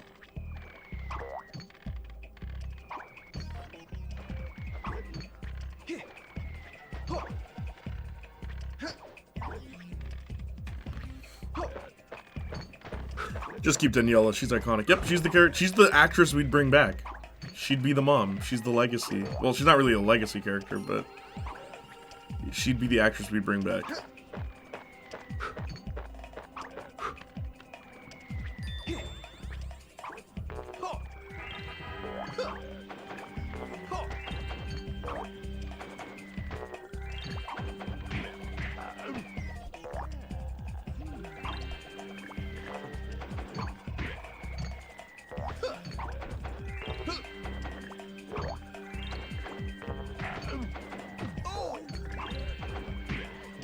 Oh my gosh. This is exactly the thing I was trying not to do.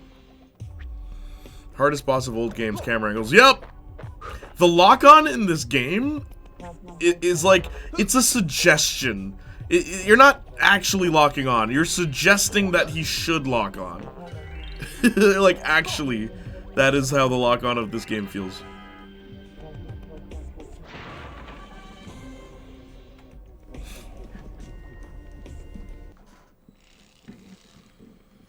I also get, it also got announced she's playing Dina in Season 2 of Last of Us. That same girl? Really? Really?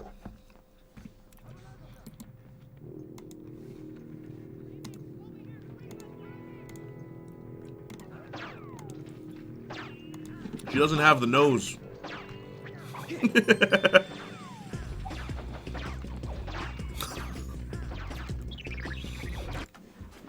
I thought I told you that already. You told me, but you acted like I knew who the hell that was. I don't know who that is. You just said Isabella so-and-so is Dina, and I'm like, oh, word. Like, bro, that could have been your sister. And I'd just be like, oh, word, bro. Isabella. What's your last name? Hang on, I have to scroll up. Mercedes? Is it Merced? Merced? How do I even say her last name? I don't know her.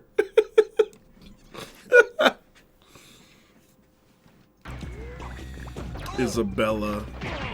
But yeah, yo, I'm sorry. She's not Dina without the beak. She gotta have that beak, alright? I was so happy to see a character that has a nose as big as mine in a video game. Where's my representation? Give me the beak. Return the beak. Mercedes. Mercedes? Ed? Mercedes?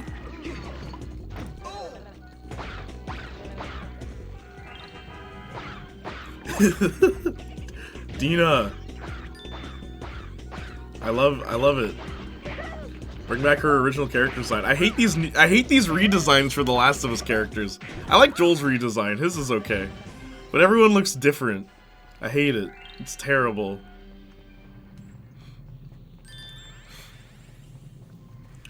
No say, but with a D. Sade. Hey guys, I'm Kieran Shipka. And I'm Isabella Merced. And we're Merced. Thank you, Justin. I hate these Last of Us redesigns, bro. I barely recognize anybody. It's a good thing they keep calling that little girl Ellie, because I wouldn't be able to tell. That's Ellie? She's so different. She seems like a completely different person.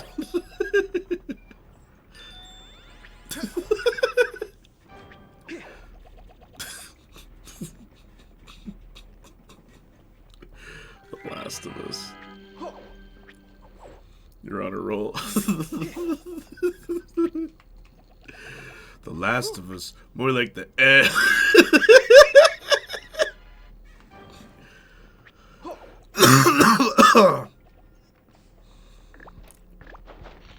Oh my gosh.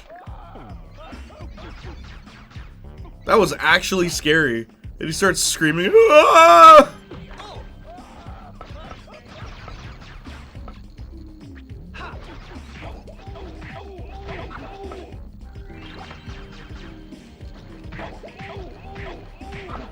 Corn.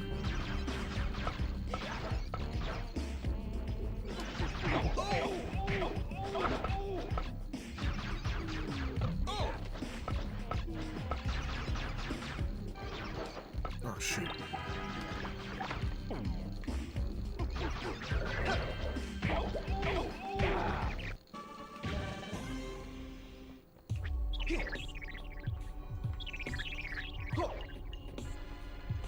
I like how Rayman's health bar is just this long. Look at this. This is ridiculous. It's for catching all the teensies. Even though I missed one. I'm very sad about that. They also cast Scrawny for Abby. Her parents named her that. I know the actress well, I don't know the actress they casted for Abby. I know what she looks like because I saw the casting. Are they gonna make her blonde?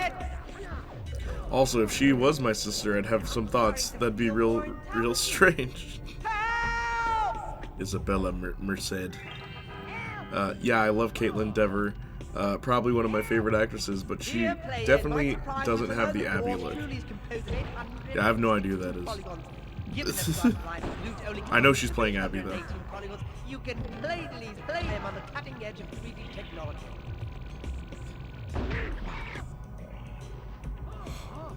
5'1" Abby. I'm sure she'll do a great job though. This show sucks. I hate these redesigns, man. They're getting ridiculous. Bella's very small too. Isn't this supposed to take place 3 years later or something? Or like 4 years later? Or like 5 years later? Or something?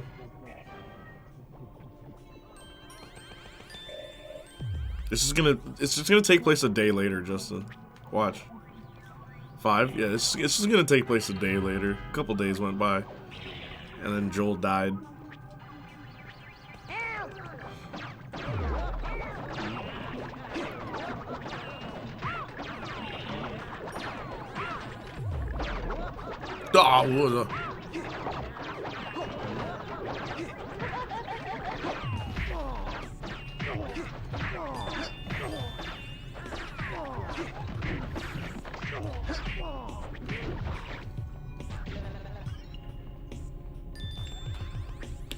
Oh, yeah, they're the same height, but just that final fight is going to suck. It is. It's going to be two little girls, like failing to hit each other.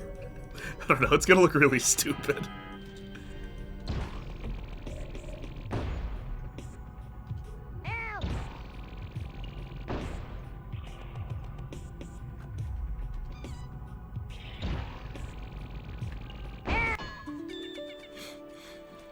Help! I have to go. I'm late for my drum solo.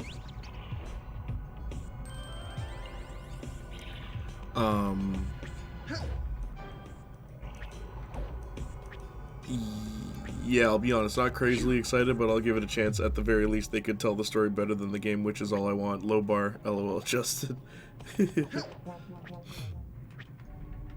It does seem like a weird casting choice. The Last of Us. I don't think I'll even be able to buy Bella as any more adult than she was in season 1. Well, that's what I'm saying. It's gonna be like 2 days later. That's what it's gonna feel like, bro. I'm telling you. They'll put her on like they'll give her what's it called? What are the like platform shoes or something? Make Ellie seem taller. Yeah, it's the same. Not much has changed. Yep, just a couple days later. I hope someone out there, like some YouTube reviewer or Honest Trailers or something, makes that joke. It's like, yeah, so you remember them from The Last of Us Season 1. Well, a couple days later, they decided, like, after only approximately 15 days. Something like that. This is a cool idea for a set piece. It's a shooting range for the villains.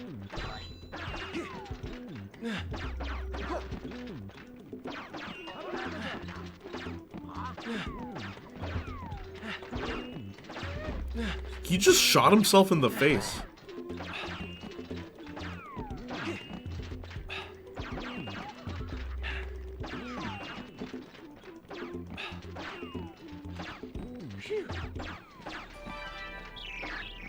Bro did a Nirvana.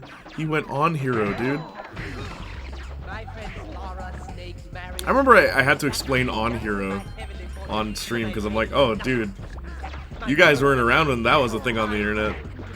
On Hero? This kid offed himself, and then someone wrote like speech about how they were a hero. He was unhero, a.n. hero. And the whole speech went on like that, and it's just like, wait, how is he a hero? He offed himself.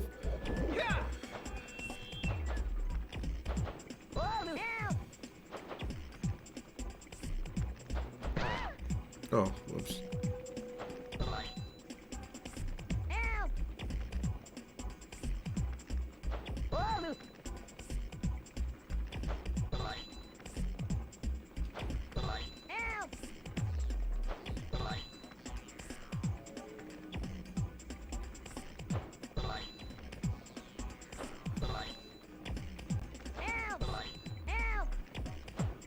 Oh, come on.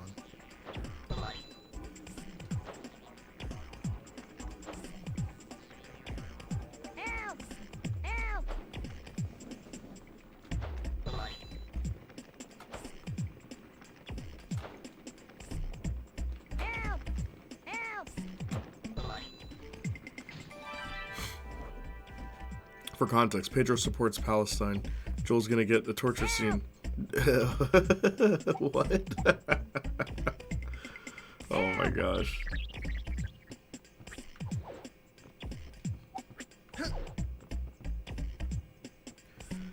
Wait. Oh jeez. Someone told me that and like made a joke about that. Lev going to be taller than Avi. Lev? Who's Lev again? Oh my gosh, Lev was the with the bald head, right? You have entered into the foundry. That's so funny. Has Lev been casted? I have hopes since Dever and Merced are good actresses, especially Caitlin Dever, but I'm not expecting my socks to be blown off. Just be better than the game. That's all I want. Oh, it won't be. I'm calling it now. People will start to warm up to the game after Season 2 comes out. They'll be like, well, at least it made sense in the game. We kindly ask you not to drink in his presence, and to avoid verifying the room temperature.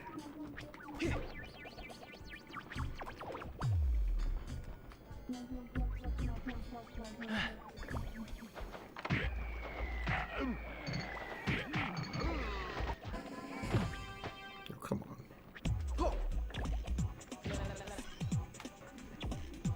Lev hasn't, but just statistically, probably. This actress is 3 feet.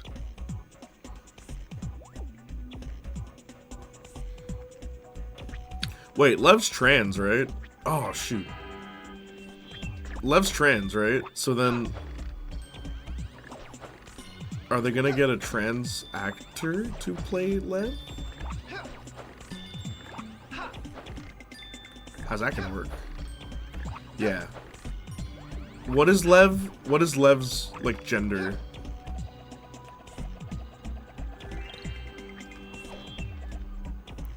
Missed opportunity to have Gina Carano as Abby.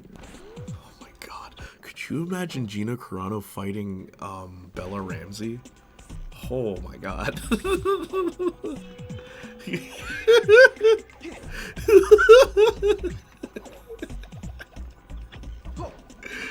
Like, what would be so funny is if, like, you have Gina Carano and it's like, bah, bah, bah, bah, and, like, Bella's taking the hits, and then just, bah, bah, bah, like Bella Ramsey starts throwing hands back. Just because, like, the height difference is so substantial, she'd have to jump. like mid-air stride, have it in slow motion. Gina Carano being Juggernaut, ripping Deadpool in half with Bella. Nah, I want it to be like ridiculous. Like, for some reason, Bella's really strong. Like, she's the Slayer, she's the Vampire Slayer, so she's able to just somehow, like Gina's throwing punches and she's just dodging them. Just somehow. Like, when did Ellie become a boxer? I'd watch that. That'd be amazing. Yo, when did The Last of Us become about boxing? I like this version of the show. Oh, where are the zombies at? Oh my gosh, I would legit... I would lose it if they did that. The more I think about the show, the less of a fan I am, but then again, Long Time Exists wasn't canon to the game, and it was the best episode, LOL, curious. The episode where they killed Frank and Bill at the same time. Bill and Frank won't have their excellent adventures. Uh-oh.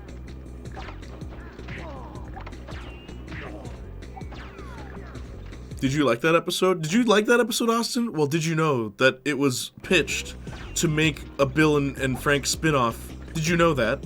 Did you know that? Because if people like anything, they have to somehow milk the hell out of it instead of leaving it alone.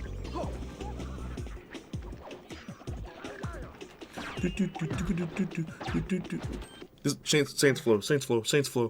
The brother's in front of me. Why is Rayman throwing projectiles towards the screen? This is what I mean by the lock-on, man. He just doesn't sometimes. He just doesn't.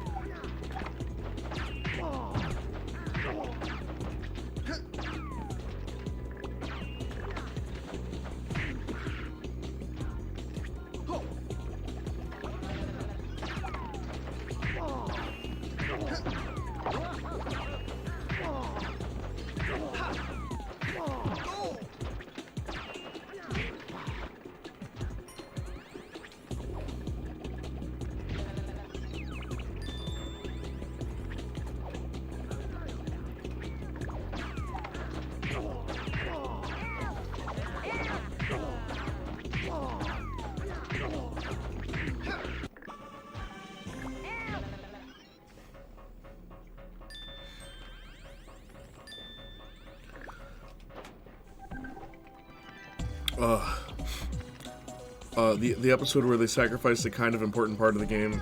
Oh, is that true or a joke? Oh, apparently a joke now. But yeah, hard to tell when it's only in print. You just think, yeah, they would be dumb enough to do that. I kind of want to watch the Captain Laserhawk thing just for Rayman, but I know Ubisoft writing like my own hands. I would not enjoy it. Arson could tell you a bit about it. He said it was alright. You feel bad for Rayman in that. Because it's about how he's washed up and no one cares about him anymore. His little minor role. Then he goes on a killing spree. Because that's within character. He does cocaine off of a prostitute's butt. I remember that scene. And I was like, why Rayman?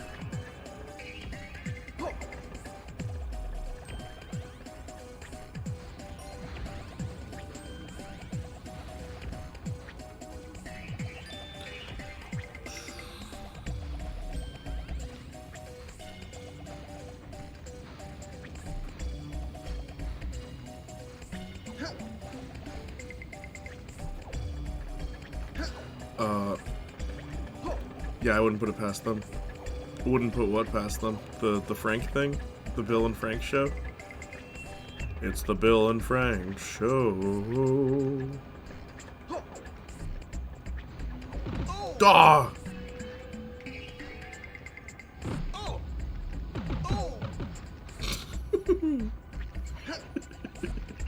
That did so much damage. Air traffic control has announced that the Leptis is about to land on the tower summit. Oh shoot.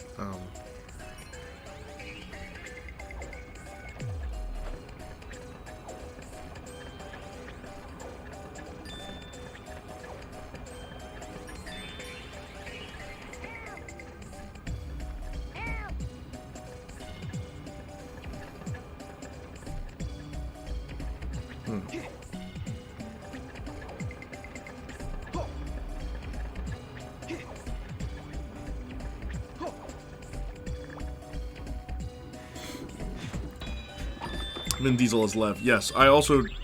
sorry, did I read that? Maybe I didn't read it out loud. Have really obvious bigger stunt doubles for Elliot. 6'6" man in a wig. Oh, man.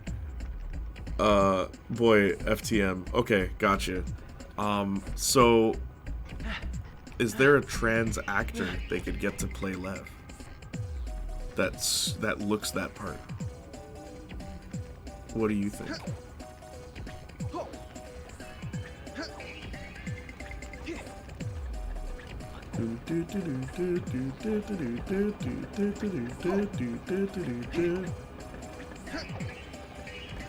Oh my gosh.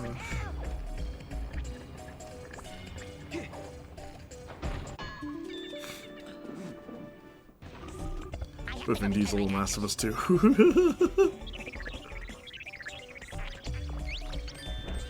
I mean, you know that's what Last of Us is all about. It's all about family.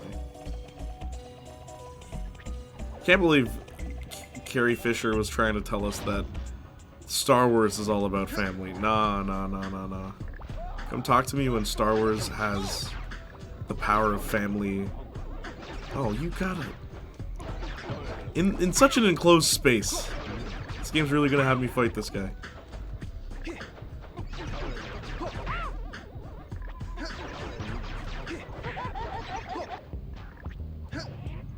The thing I need spawned directly in front of him.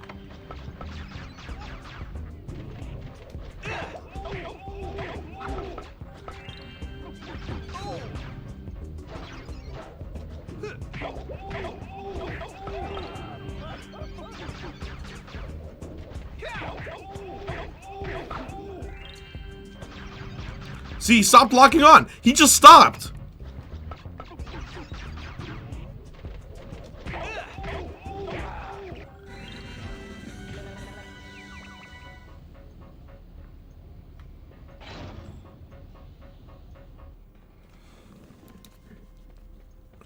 I mean, I'm sure, but I won't know them.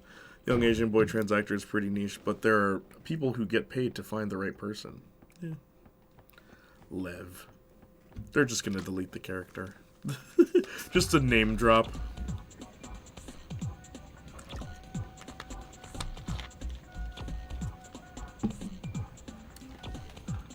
They'll give Lev's whole character will just be a letter that someone finds. And then there'll be a whole episode about how... Oh, shoot! There are people who get paid enough to become the right casting choice. That'd be insane.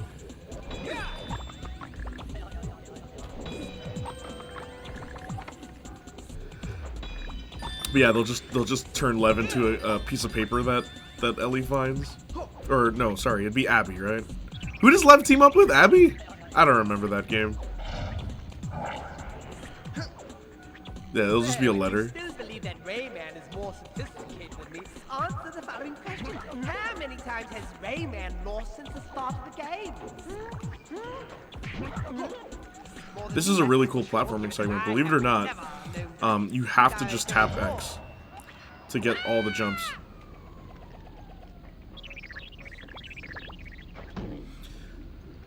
Lev and Yara lived happy life. Yeah, yeah. It'll literally be that. It'll literally, when in doubt, guess Tom Holland is Lev. That would not You work. are currently in the hall of the horrible machine. But yeah, This is it would literally be the Frank thing. Give me that mic. Go for reinforcements. Block all engines. Don't let Rayman get his grimy mitts on the horrible. You know what was funny? Marcus and I were talking about, like, oh, what if they did a dark and gritty Jack and Daxter? And it was like legit, I came up with a good idea. Where it's like, oh, yeah, modern Jack and Daxter, Dark Jack, you wouldn't be able to use him properly. Whenever you use Dark Jack, it would, like, punish you by decreasing your health. Every time you use Dark Jack, you have less health. Right? And like, I was saying, oh, okay, so, all the women would be dressed more, like, less revealing. I'm like, there were a few other things that I'm like, yo, legit, like, some of them were actually good ideas. Where it's like, yeah, Jack, there'd be a karma meter.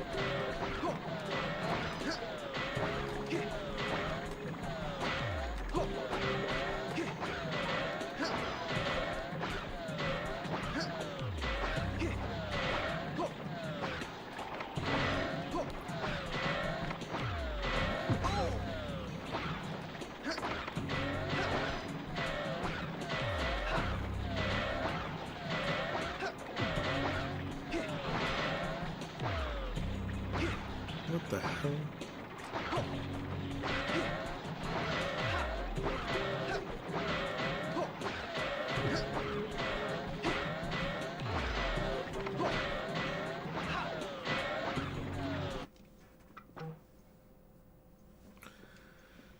Jacob Elordi is left. Why are we casting the giant?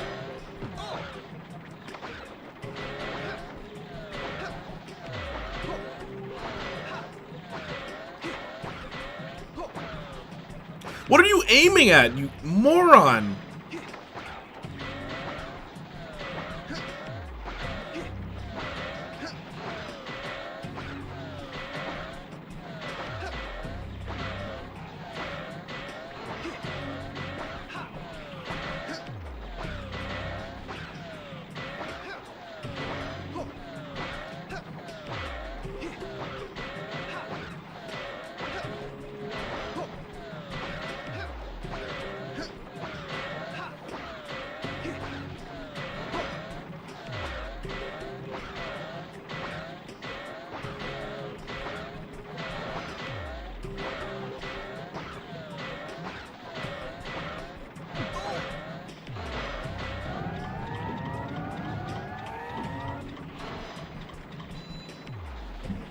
Is this really this fight right now?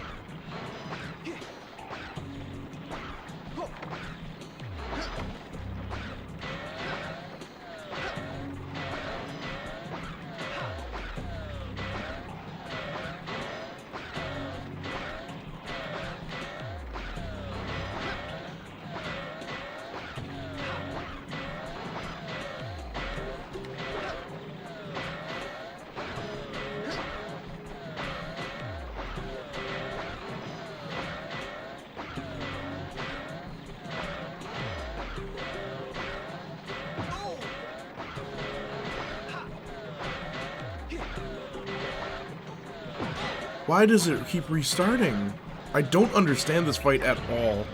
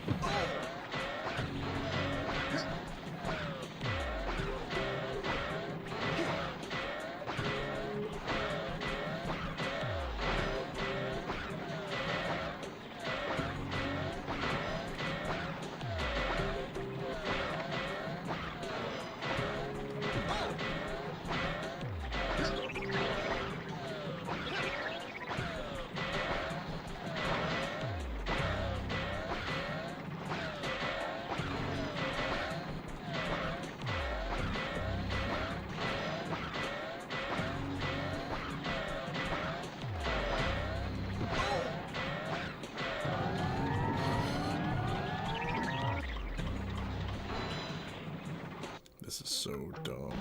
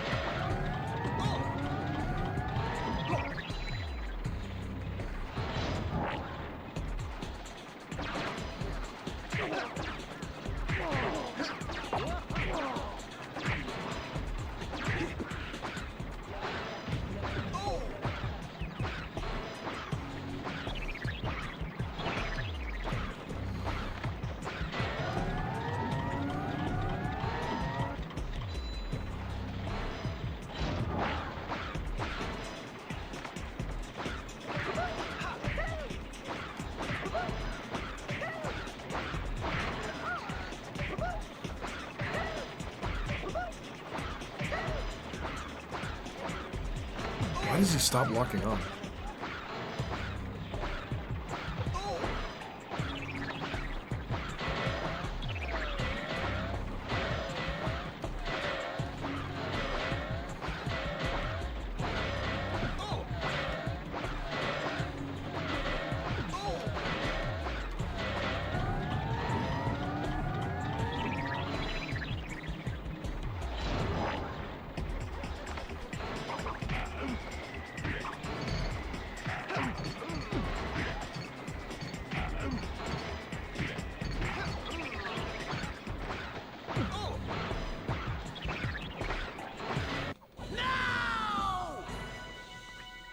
Rayman! You ain't getting off that easily. If the factory goes, you. If the factory goes, you!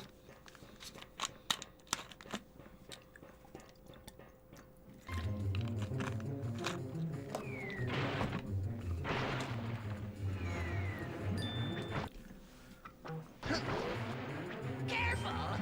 Don't drink more than you can handle.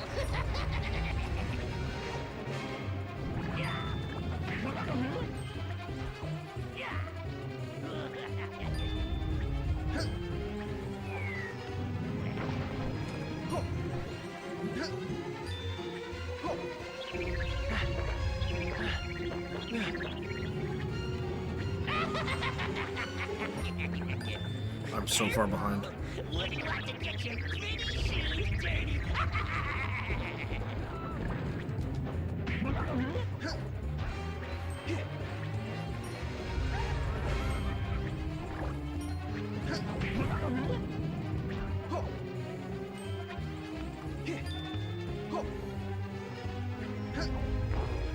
Looks like you're at the end of your rope.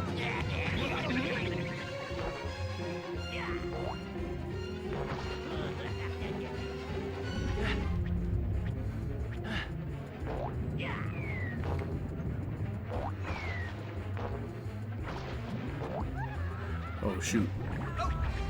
Do not let him get through!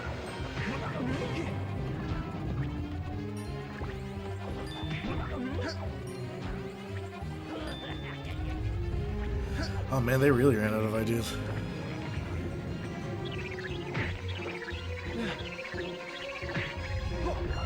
Stop him! Rayman must not reach the Lectus!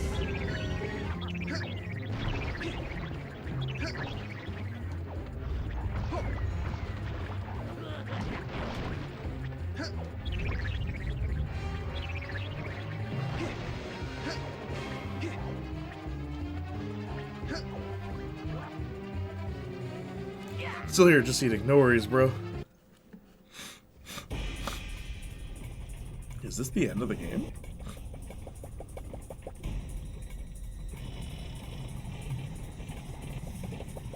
I'm not here. You guys have any more news or things you want to talk about?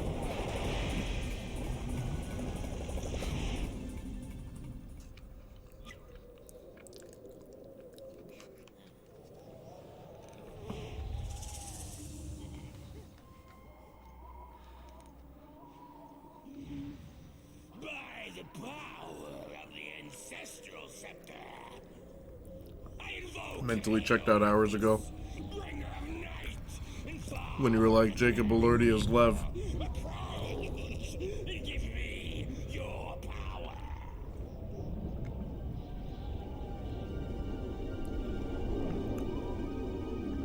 Hello, me. Meet the real me. In my misfit's way of life. A dark black patch is mine. Most valued possession. Hindsight is always 20/20. Looking back, it's still a bit fuzzy.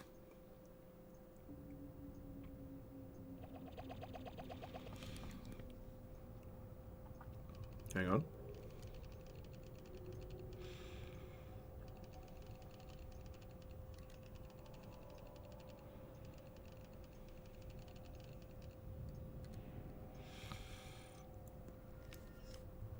Speak of mutually assured destruction. Nice story. Tell it to Reader's Digest.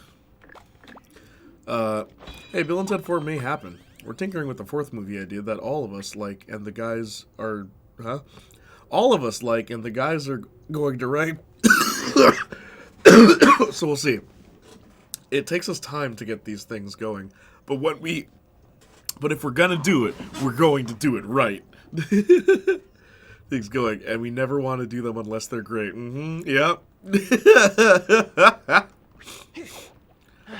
And if we're going to do it, we're going to do it right. Okay. Cool. How about you just don't make Bill and Ted 4? I'd be doing it right. End it with 3. I swear, I hear another actor say that.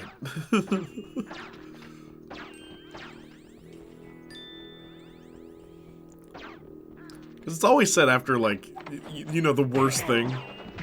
It's always said, and then you see the product and it's terrible. I knew that if we were gonna do it, we gotta do it right. It's like, have you seen that video on YouTube that's been going around lately of, it's like the most overused bar in rap? Where it's like, you think you're playing chess, but you think you're playing checkers, but we're actually playing chess. And it's like, wow, there's so many raps. There's so many raps that use that line. Y'all playing checkers, but I was playing chess. It's the most overused song in hip-hop. Or bar in hip-hop. How many of these rappers do you think could actually play chess? It's like, you ever see that meme? Back in the day, the rappers you listened to were drug dealers, but today, they're drug abusers. It's like, wild.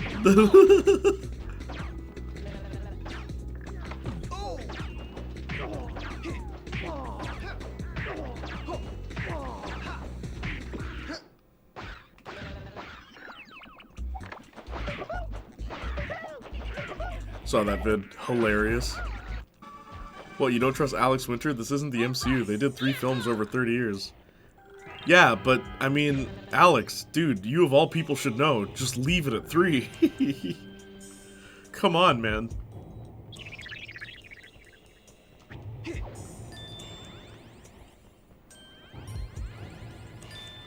The best thing to... You want to know how to do it right? Gotta do it right. Just stop. That's how. You know what's depressing? Even Keanu Reeves did that marketing BS. He said the new Matrix is an important thing that everyone should see. Well, yeah, that's the thing. When you're an actor, you're hired to sell the product you're a part of. That's why I've never trusted an actor who said anything about their film ever in my entire life. Because I know better. I don't care what the actor says. I always look to what the director has to say about the movie. And sure, they also have to sell their movie, but chances are they'll have a lot more to say about the movie than the actor. My part meant a lot to me. That's the actor. My part meant a lot to me because I'm an actor and it brought out new things in me that other acting roles didn't. Yeah, shut the hell up. Yeah, right. Yeah, did it really? Did it really? My performance as Kratos is an apology to my son, who I was a terrible father to. It's like, how about you just be a better father? There's an idea. Crazy that you needed to play Kratos to realize you're a bad father. Wild. Friggin' stupidness, bro. Friggin' actors, man.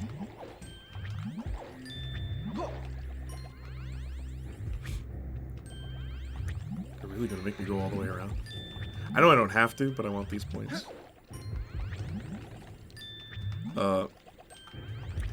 This time I mean that I will shoot Twilight night film photography. Good, do it.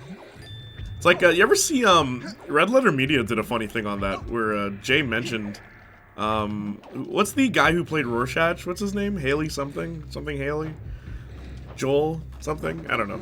But, yeah, how he was like, to Jay in private, he was like, I watched Nightmare on Elm Street, it was terrible. It was the worst thing I've ever seen. And then when he was talking for press for the movie, he's like, yeah, man, it's influential. You know, Freddy Krueger scared me as a kid. It's like, this is... Exactly. Don't believe anything these actors say. Jackie Earl Haley. Yeah, I remember his name being very... That is a name. Jackie Earl Haley. Brother has 3 first names.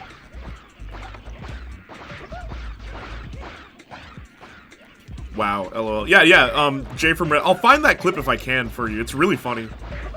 Because he says to Jay's face about how he, like, it's a terrible franchise and everything, and then goes on publicity being like, oh, it meant a lot to me as a kid. It's like, yeah, it's about right.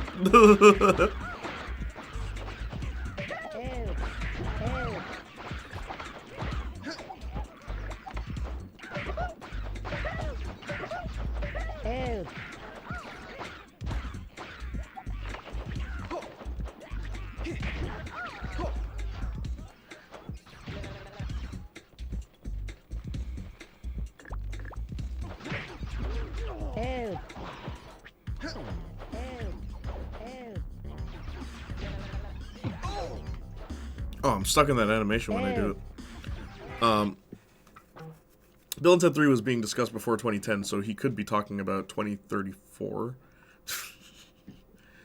Tom Holland after getting railed by a black guy. This movie has been an awakening to me, an important milestone in my life I want to share. Jeez. And that's his real name. I know, Jackie Earl Haley. That's a punchy name, dude. I was about to say that some actors have screen names because of reasons. When you forget you're only supposed to act in movies, like Nick Cage. Oh, dude, weren't you there when Scott Pilgrim, we were playing Scott Pilgrim, and I was like, The Revenant is a boring movie. And Johnny's like, no, it's not. I'm like, yeah, it is. And like, he's like, I know you need your movie to be ADHD action. I'm like, I don't. That's not true. That is anything but true. But, like, The Revenant is a friggin' boring-ass movie. Right? But what's so funny to me,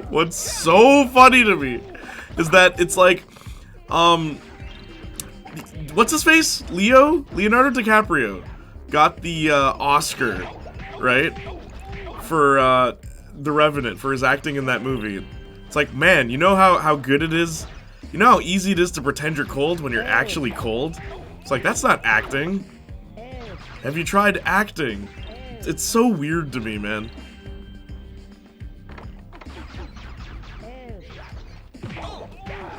The guy who ditches girls at 25. Yeah.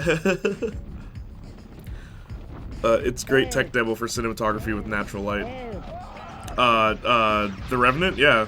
Like, the plot is neat, but it's a schlag. The Cage and Nick Cage is after Luke Cage. Yeah, I know. It's a boring movie. Don't at me. And I know I'm not the only person who thinks it either. It's kind of like Tron. Tron is a very boring movie. Visually, it's really cool, but it's a boring movie.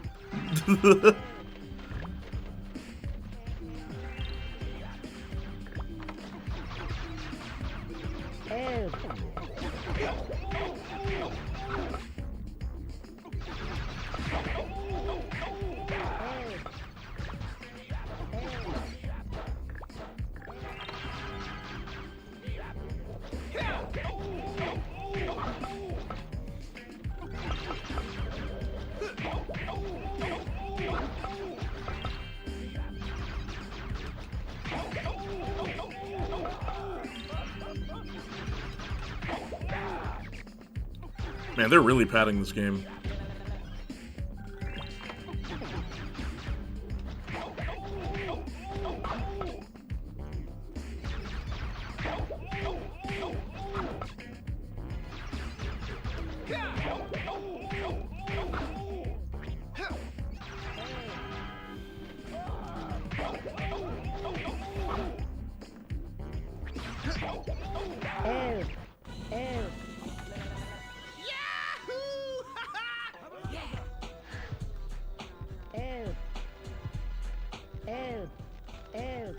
Is this the Stompy guy? Oh.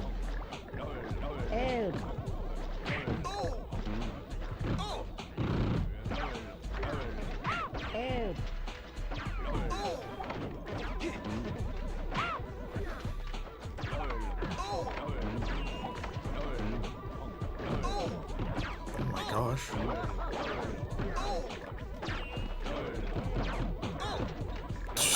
What the heck?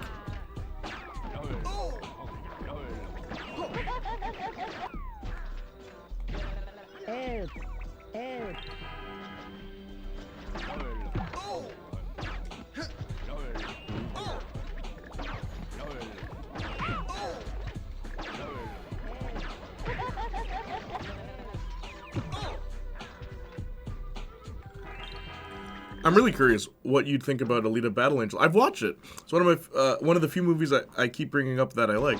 I've watched it before. It's all right. Like I like Alita in that, but like there's a lot of things in that movie that just don't make sense, like at all. And like it's not the movie's fault; it's the source material's fault. It's like, hey, so there's this world that exists above this other world. And like people live there, but it's just a factory. So it's like, so then how do people live there? But I also love that scene where her boyfriend gets like his body replaced by robot parts, and then he immediately dies. It's just like, what was the point? What was the point of faking out his death if you're just gonna kill him anyway? Well, literally, what was the point? It's so stupid. It's so dumb. He dies, and then they fix him, and he dies immediately after. It's like, okay. But yeah, I like Alita herself in that. I love when she rips off her arm to kill that dude. And it's like, this is a cool character. I love when she looks the guy in his eyes and says, F your piece. Or what did she say? She said, F your piece. I'm not here to create peace.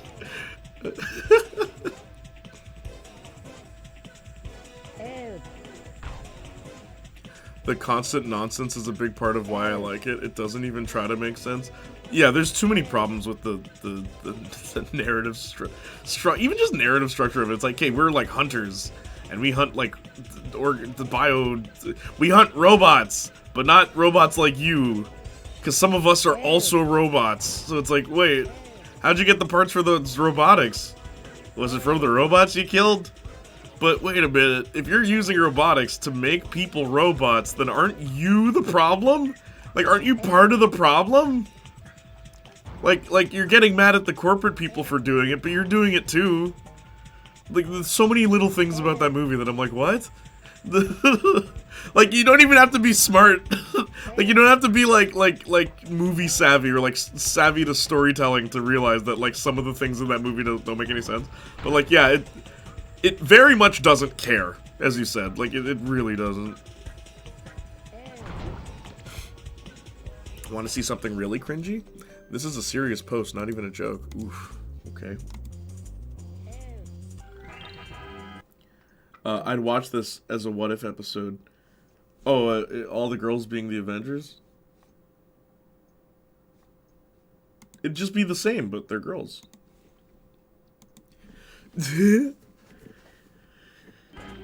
What's funny to me is that Black Widow's still a girl. Wouldn't she be a guy? But they actually want that. Well, obviously. Are you surprised? There's people out there that think She-Hulk's a good show, Justin.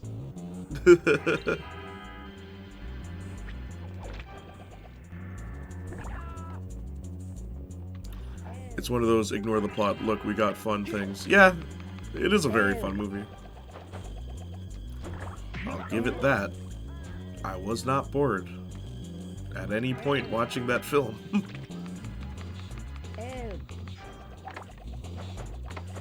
but straight up Saints Flow. It's also the way her boyfriend dies is hilarious too.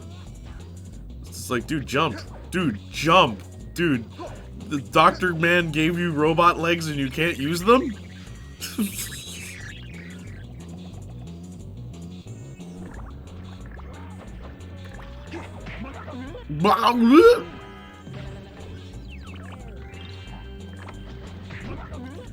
Why wouldn't it just be a reskin of the first Avengers movie? Wouldn't that be boring? Response: I was thinking more of a Sylvie story, as we don't know much of her timeline. So it'd be Avengers from Loki's perspective.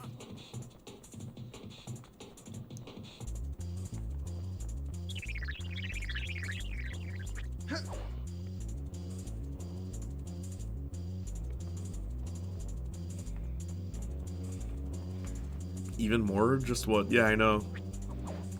Listen, man.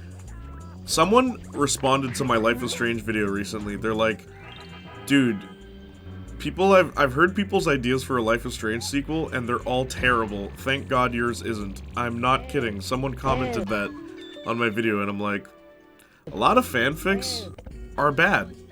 Like, I'm sorry, a lot of fans don't know how to write things. Like, a lot of fans aren't writers. And they're just happy with seeing things they like. So they don't know better, I guess.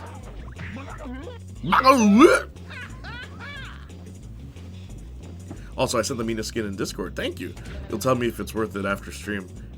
Put her on the thing, the Segway thing that you can drive. That, like, they do this bop thing too. Put her on the Segway. Because that feels like it'd be a funny animation. Because Mina... Why would Mina need a Segway?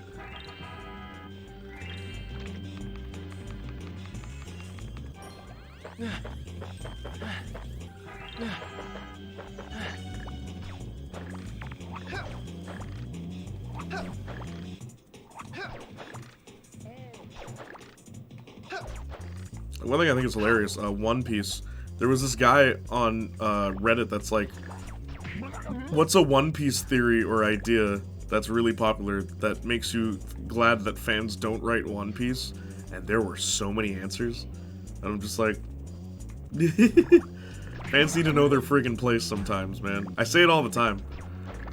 Like, anytime we have that discussion of, oh my gosh! Of giving the fans what they want. I'm like, nah, man, sometimes the fans should not get what they want. Their ideas are bad sometimes.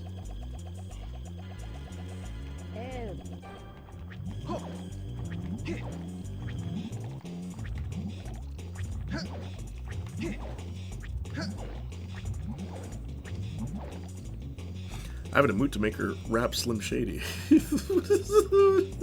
Friggin' Fortnite. Hang on, I'll check the DMs. Doom.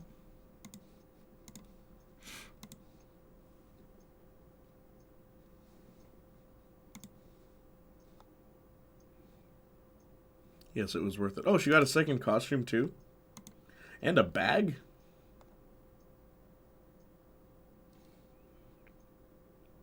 What's the last one?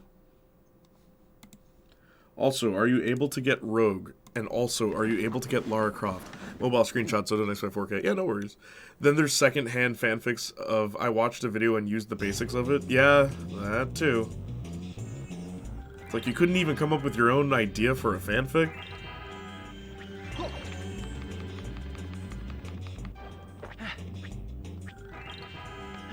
You know what's funny? Do you remember the time I was talking about, like, if I was gonna rewrite a movie, right? And like, I was like, I'd rewrite a bad movie, Laser Blast, because I think Laser Blast from the 70s, it's a terrible movie, like, it's really bad, but the concept is pretty good, and the way the movie starts is pretty good, so you could make a good movie out of it, just focus on something different than what the movie actually does focus on. Johnny actually said Lawnmower Man. The one that's very loosely based on the Stephen King novel. He's like, you could actually turn that movie into, like, you could make that an interesting movie. The question of, like, what if you used computers to kind of, like, quote-unquote solve mental illness?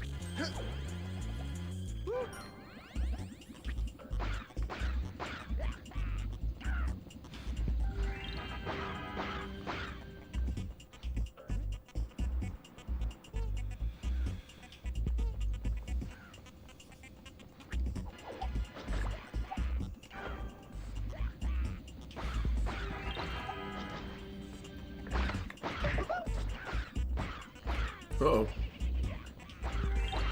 Oh, jeez.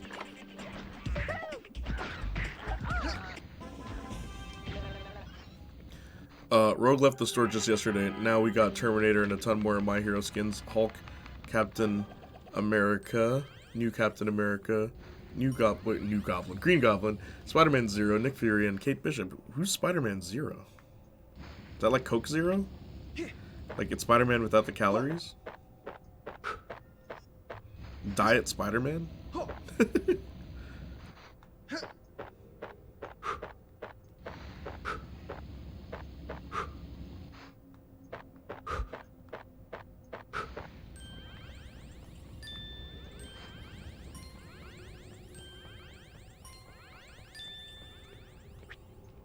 Oh no. Spider-Man after detox. Spider-Man Zero. He lost all his body fat. he's clean. His whole system's been clean. Spider-Man Zero.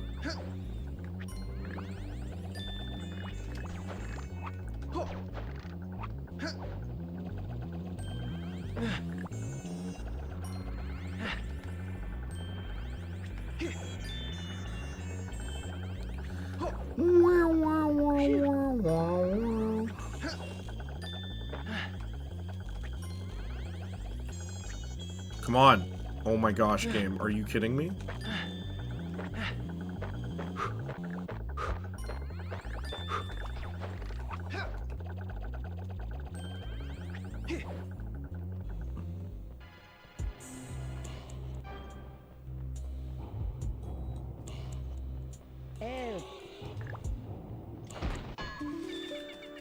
Kate Bishop, star of that one scene from the Marvels. Was she in the Marvels? Kate Bishop was there? Guess I better watch that movie now.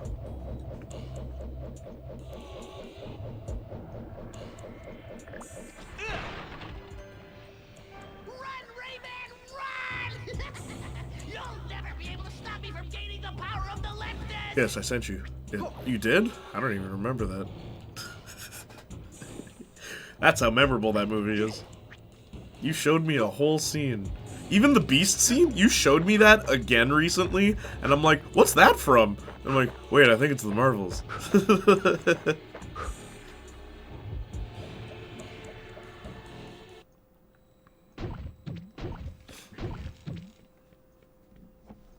It's the armored suit with the weird vertical eyes. Spider-Man Zero.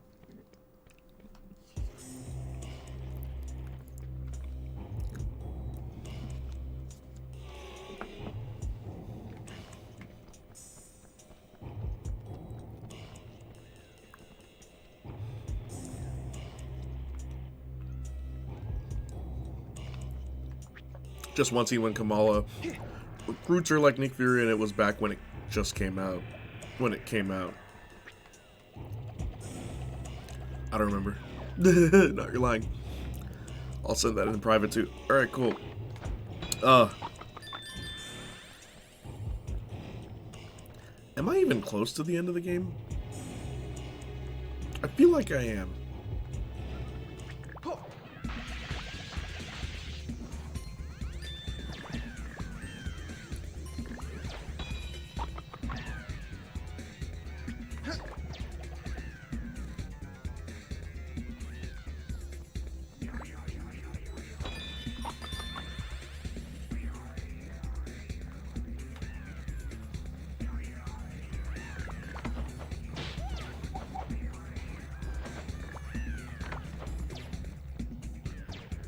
Help. Help. Help. Alright, you know what? I'll stop playing the game here.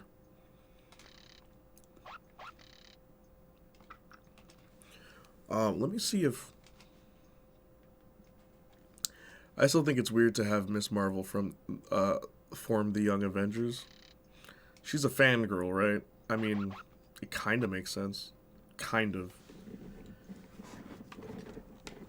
Like, she idolizes them, so she creates the new one. It kind of makes sense. Why anyone would join her is the question.